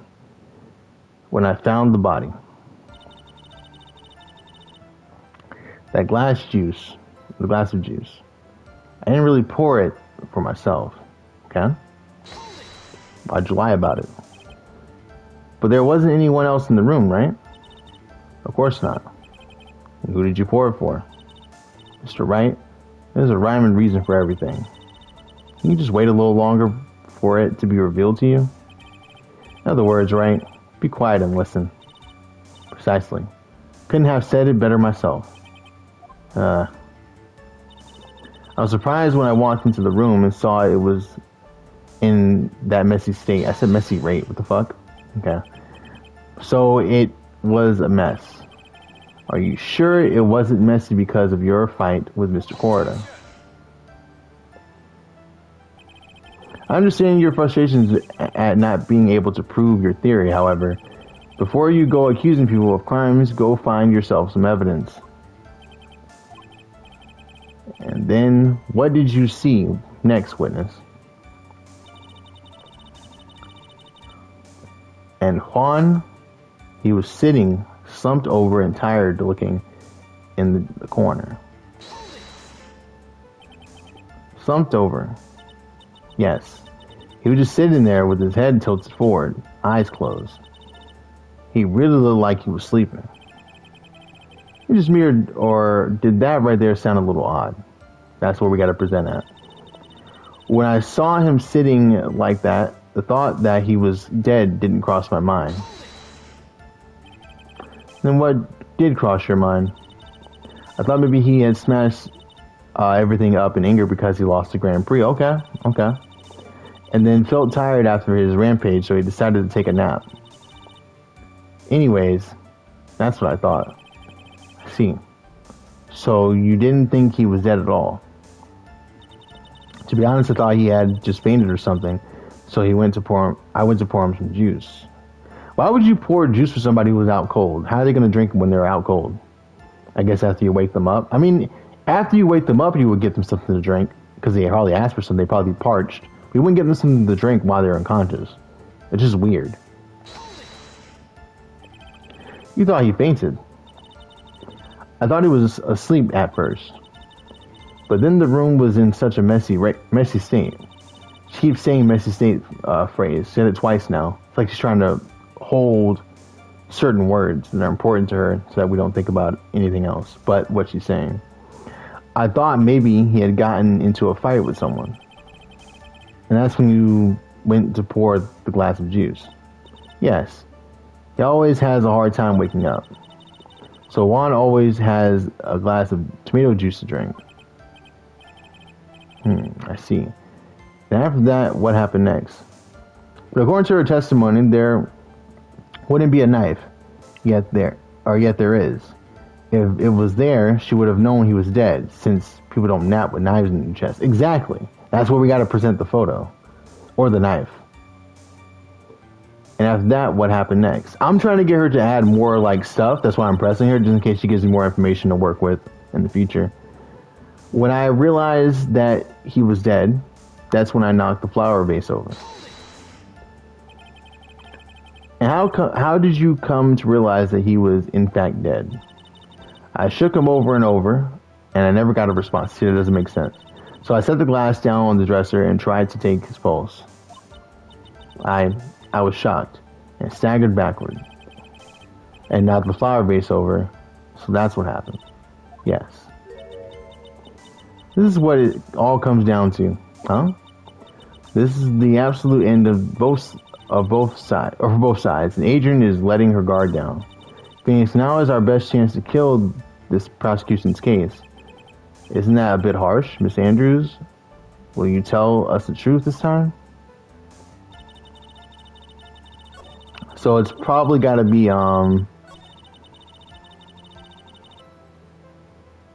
See, I think it's this where I have to present. Let me keep looking. When I saw him sitting there like that, thought that he was dead didn't come to my mind. This is probably where I got to present at. Because why would you not think he was dead when he's got a knife in his chest? It doesn't make sense. There we go. So you honestly didn't think he was dead when you found him? No, not at all. And plus the knife is gold, so it's a golden knife. You can't miss that, especially when you got glasses on. Even though this is what you saw when you discovered the body. What is the meaning of this? Come on now, Judge. Isn't it obvious, Your Honor? There is a knife sticking straight out of Mr. Corrida's chest. Anyone who saw this scene would have immediately thought that there was a dead man. Now, time out. It's very possible if she didn't do it, she could have walked in and saw that there was no knife in his chest, and that's why she didn't think he was dead, because there was no knife there initially. Then she put the knife in him to frame on guard because she had touched the glass, so she was probably like, oh shit, now it looks like I've done something because I touched something in here. Let me pin it on Matt because he's rivals with him, even though she didn't actually kill him. Because again, there's no her fingerprints aren't on the scarf that strangled him, unless she did actually have gloves on when she strangled him. That's another plausible theory. I don't know, bro. Gotta be careful. She might have not actually done it, bro. This is tough.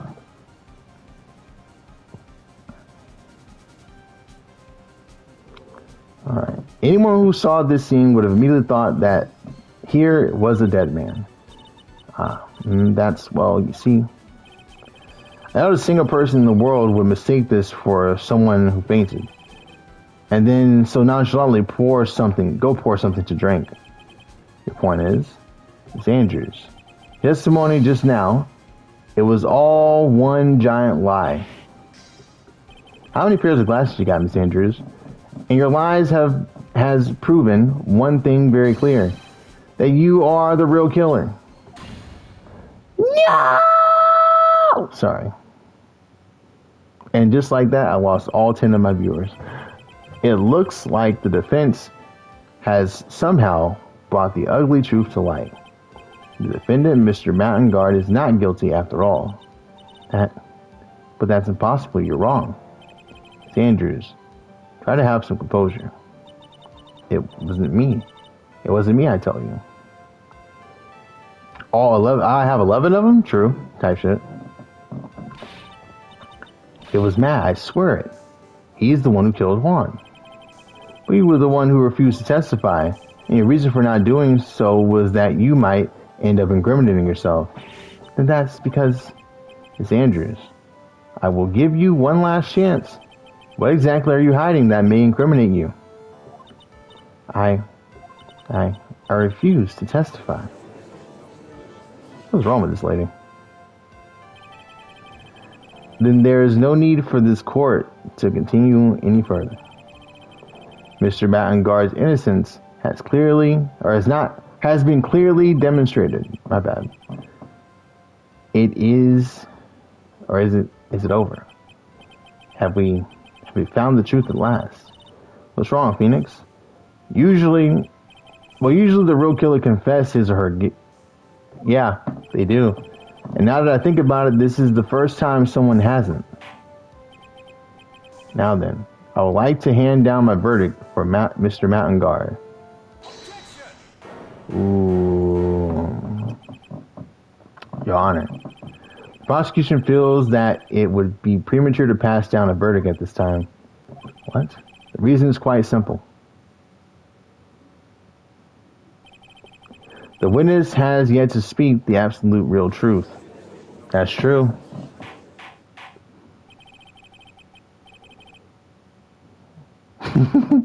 The absolute real truth. What are you... Witness. Don't you understand yet? I don't know who planted this silly idea in your head. But as long as you protect yourself through your silence, Mountain Guard will go free. And in his place, you will become the guilty party. See, I feel like if she just told this, because Phoenix is a good dude, and I feel like Edgeworth at the end of the day is a good dude too. If she would have just been straight up honest from the get go and said exactly what happened, assuming she didn't do it, said exactly what happened, we'd find a way to where it's not her who did it.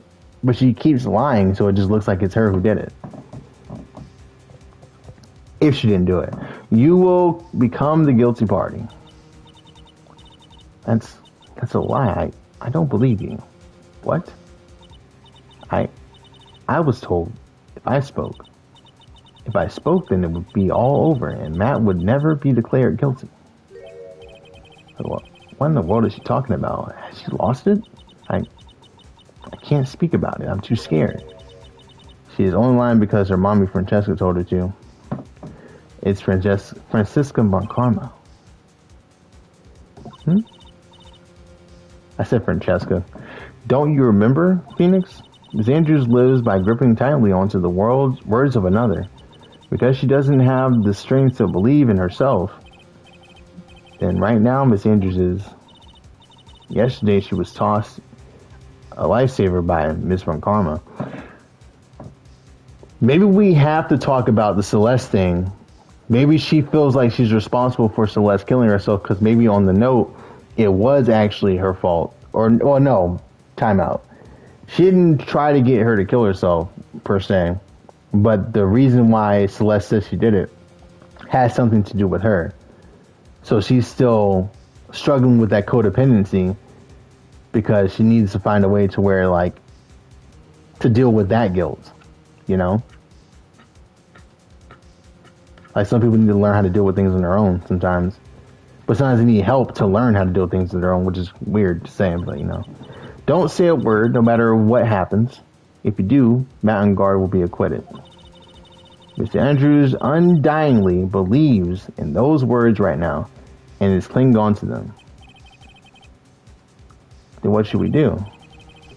This is the first time I've come across anything like this. But Miss Andrews has to be the killer, right? No.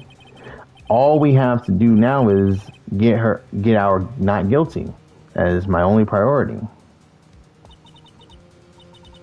It wasn't me, I'm begging you. Please believe me, I didn't kill Juan. Help, please, someone, help me. Mr. Wright? Yes, Your Honor. The court can't continue on like this. Therefore, I'd like you to hear what you intend to do. What I intend to do? What am I supposed to do? What am I supposed to say? Right? I suggest you think very carefully about this, about what this witness did and what she did not do. And think about who is the real mastermind behind this crime. Who's the real mastermind? Isn't that obvious? There's no one else it could be except the woman crying over there, right? Come now. What will you do? What kind of man are you? Mr. Phoenix, right?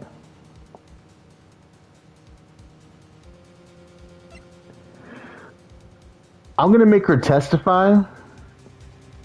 I don't think she did it, bro. I don't.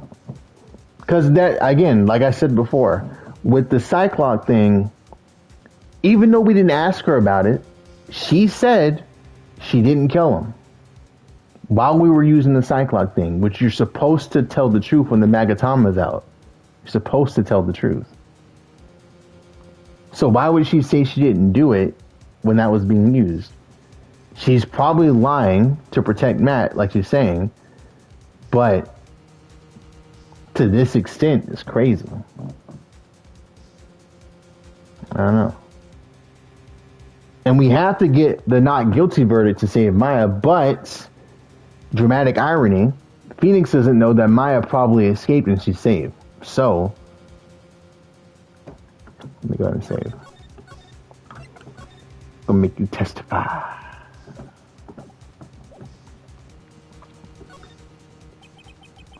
I have to win a complete acquittal today. There's no way around that. But I can't bring myself to do it like this. Not when she's making the face like that. Miss Andrews, I would like to know what you are really hiding. Mr. Wright, are you sure you know what you're doing? Sure, Mr. Engard would get an acquittal, But in his place, you would be found guilty. Is this how you really want this trial to end? Be quiet. How dare you? You're trying to trick me. It's enough. I commend you for trying, Mr. Edgeworth. However, it's clear that the defense theory is the truth. The defense theory is the truth. You're wrong.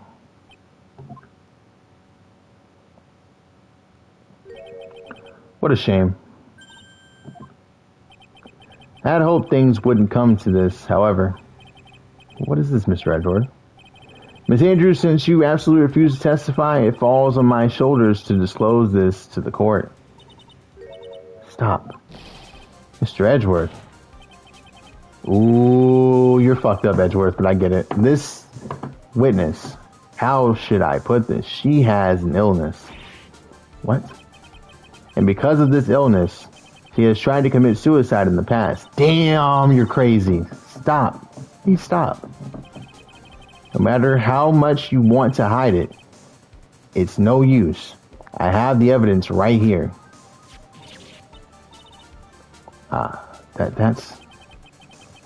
That's the second part of the suicide report, the attempted suicide report.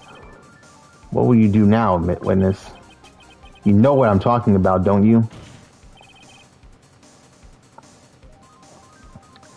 I will now reveal to the court the true nature of the pitiful woman known as Adrian Andrews, the secret of her dependent nature.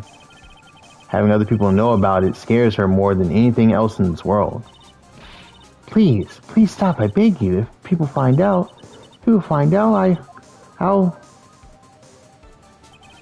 If you're going to say you choose death, that is of no concern to me. Edgeworth, how can you be so cold? However, before you die, damn, he said, before you die, I will pull the truth from your still breathing lips, no matter what I have to do. So will you tell the court yourself or shall I? Either is fine with me.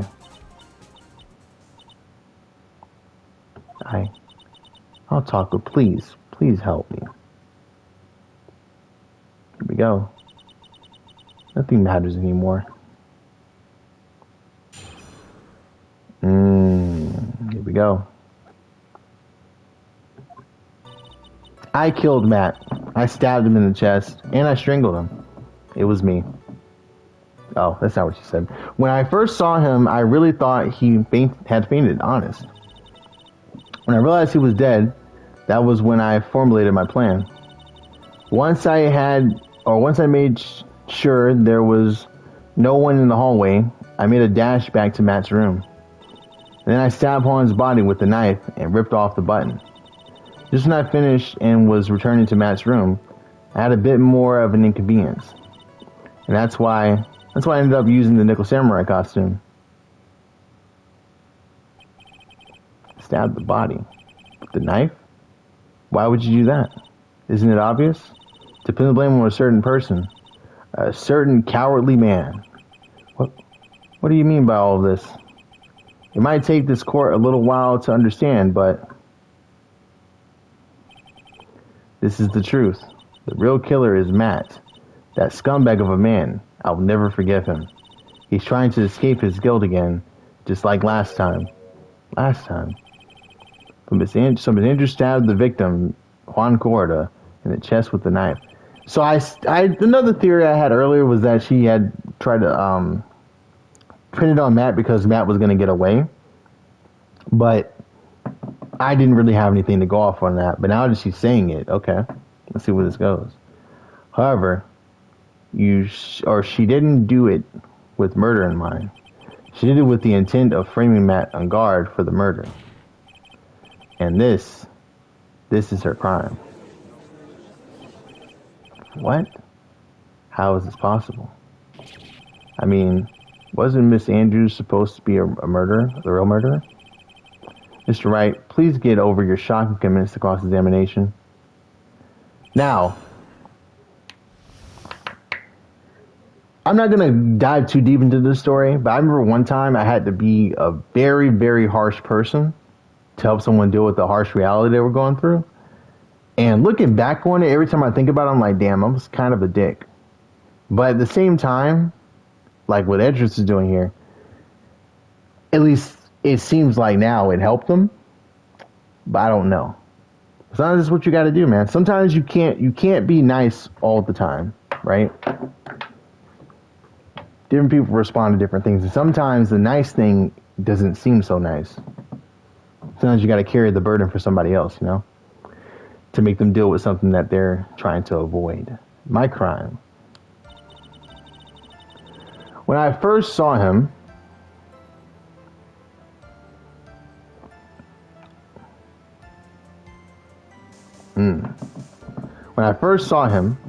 I really thought he had fainted. Honest.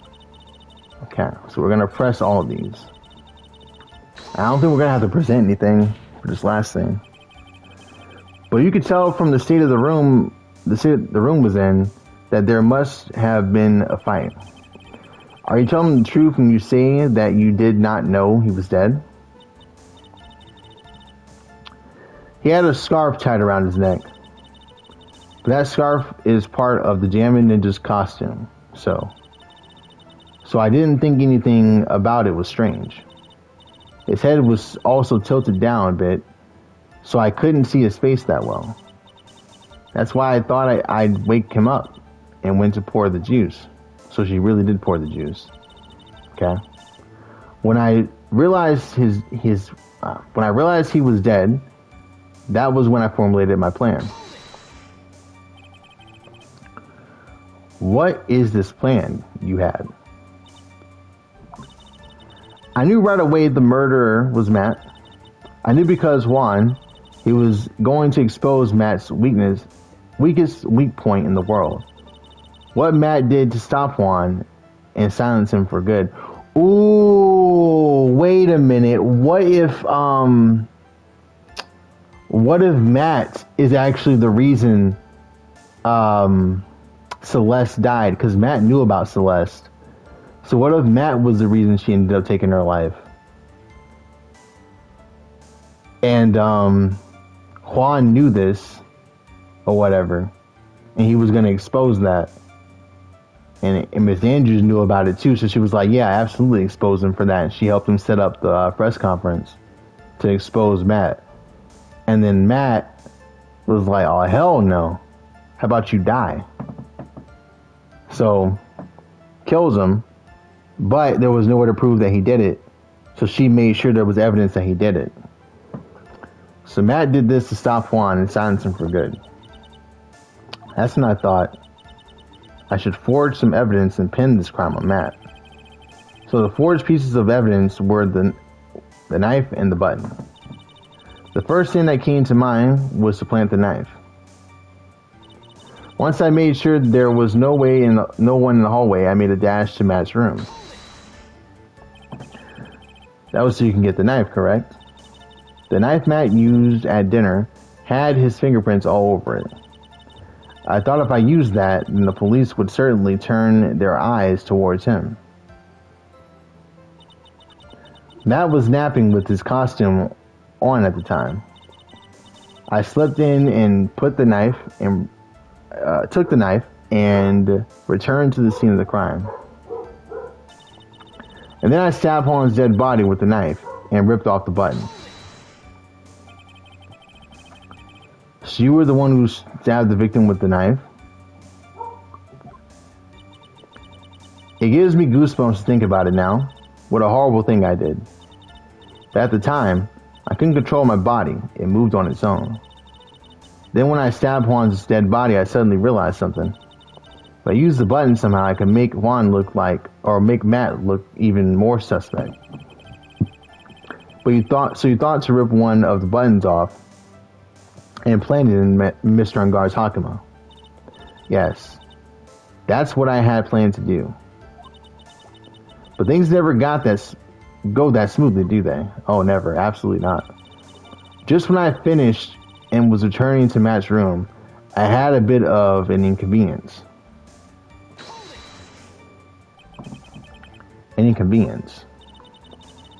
There was a woman with a camera at the ready, loitering in the hallway. I'm willing to bet my spikes it was Lotta. There was only a woman with a ray gun at the also with a ray gun at the ready, pacing back and forth. That's Miss Oldbag for you. I had already been caught and made into a big scoop with certain weekly tabloid once, so I couldn't very well go out looking like myself and get caught again. And that's why I ended up using the Nickel Samurai costume. You were the one who prepared the costume, or that costume, weren't you? Yes. I took it from Global Studios. I also put it into Juan's guitar case the day before the award ceremony. You did this in preparation for the press conference, correct? Yes. Juan wanted to wear the costume and hold a press conference in it. He was going to disclose Matt's big secret there. And what is his secret? That I don't know. Ah, so Juan knows what the note says, but Andrews doesn't. And I think maybe he didn't show her because he didn't want her to find out that she was the manager for the person who got her mentor killed. Anyway, I thought that if I were to leave Juan's room in the Nickel Samurai costume, then people would think that Matt was the real murderer. But what the hell does Dick Killer have to do with all this? I was very careful not to leave any fingerprints when I opened the guitar case. I absolutely did not want anyone to know about the costume. I think we've heard enough. So after that, we went back to Mr. Engard's room and planted the button. Now, what she has not proven to us is that Matt killed Juan. But she did plant evidence on him. And he has a motive. And he had a means of killing them. But we don't have a decisive evidence that he actually did it because she just said that all the decisive evidence that there was planted by her. So there's his plausible deniability for even doing it. So we got to figure out if he actually did it. Into Matt's Hakama, yes. After that, I folded up the costume I was wearing and put it into the bag. Then I snuck it out of the hotel and got rid of it. My word. What does all this mean? Mr. Edgeworth, is it? The real criminal is Matt Engard. Yesterday, that woman prosecutor sat me down for a talk. Siska, huh?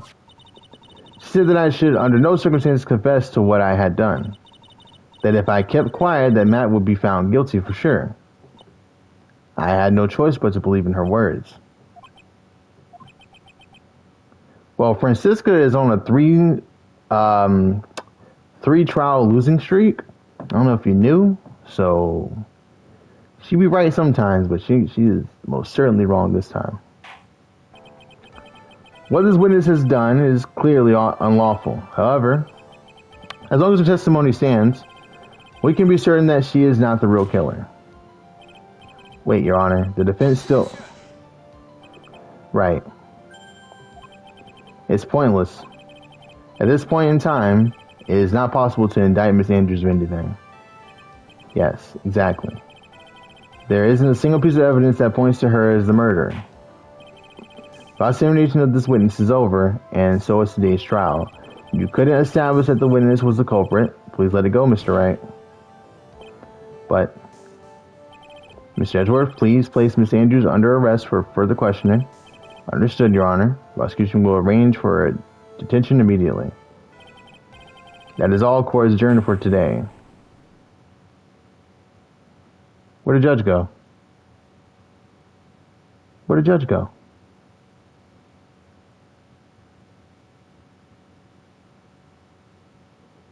Buddy going through. He look like me when I be on the toilet constipated. Today's trial. It's over. And I didn't win an acquittal. Witness, do you mind if I ask you something? Edgeworth, what is it? Before you leave the court today, I wonder if I might look at one thing. That card in your hand has my interest for quite some time now. What exactly is it? Oh, this? Mr. Wright also asked about this. Although I didn't remember at the time you asked me about it, Mr. Wright. I remember just now. I found this in the room. I found this in the room on that night, on that day. The room, that day. Yes.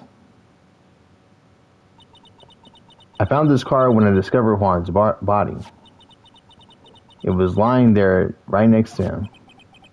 You found that card next to the victim's body. I suppose I must have unconsciously slipped it into my pocket. But that's not as if this card has any relevance to Juan's murder, right? Yeah, I guess not. But it's still a strange card if you ask me. But as far as a clue to this case, I don't see why. Who said hold it? Witness. That card, give it to me, hurry. Edgeworth. Do you have any idea what you have stupidly yet inadvertently done? This, I can't believe you hid this from me all this time. What the fuck are you talking about? She's been twirling it for a minute. I didn't mean to. What is this all about? I've never seen Edward so emotional before, so he knows about the killer.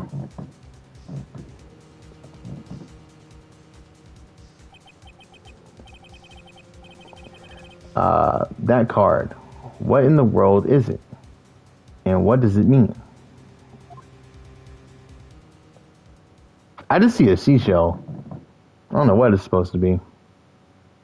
The magic conch. Well, it's got something to do with the killer guy, for sure.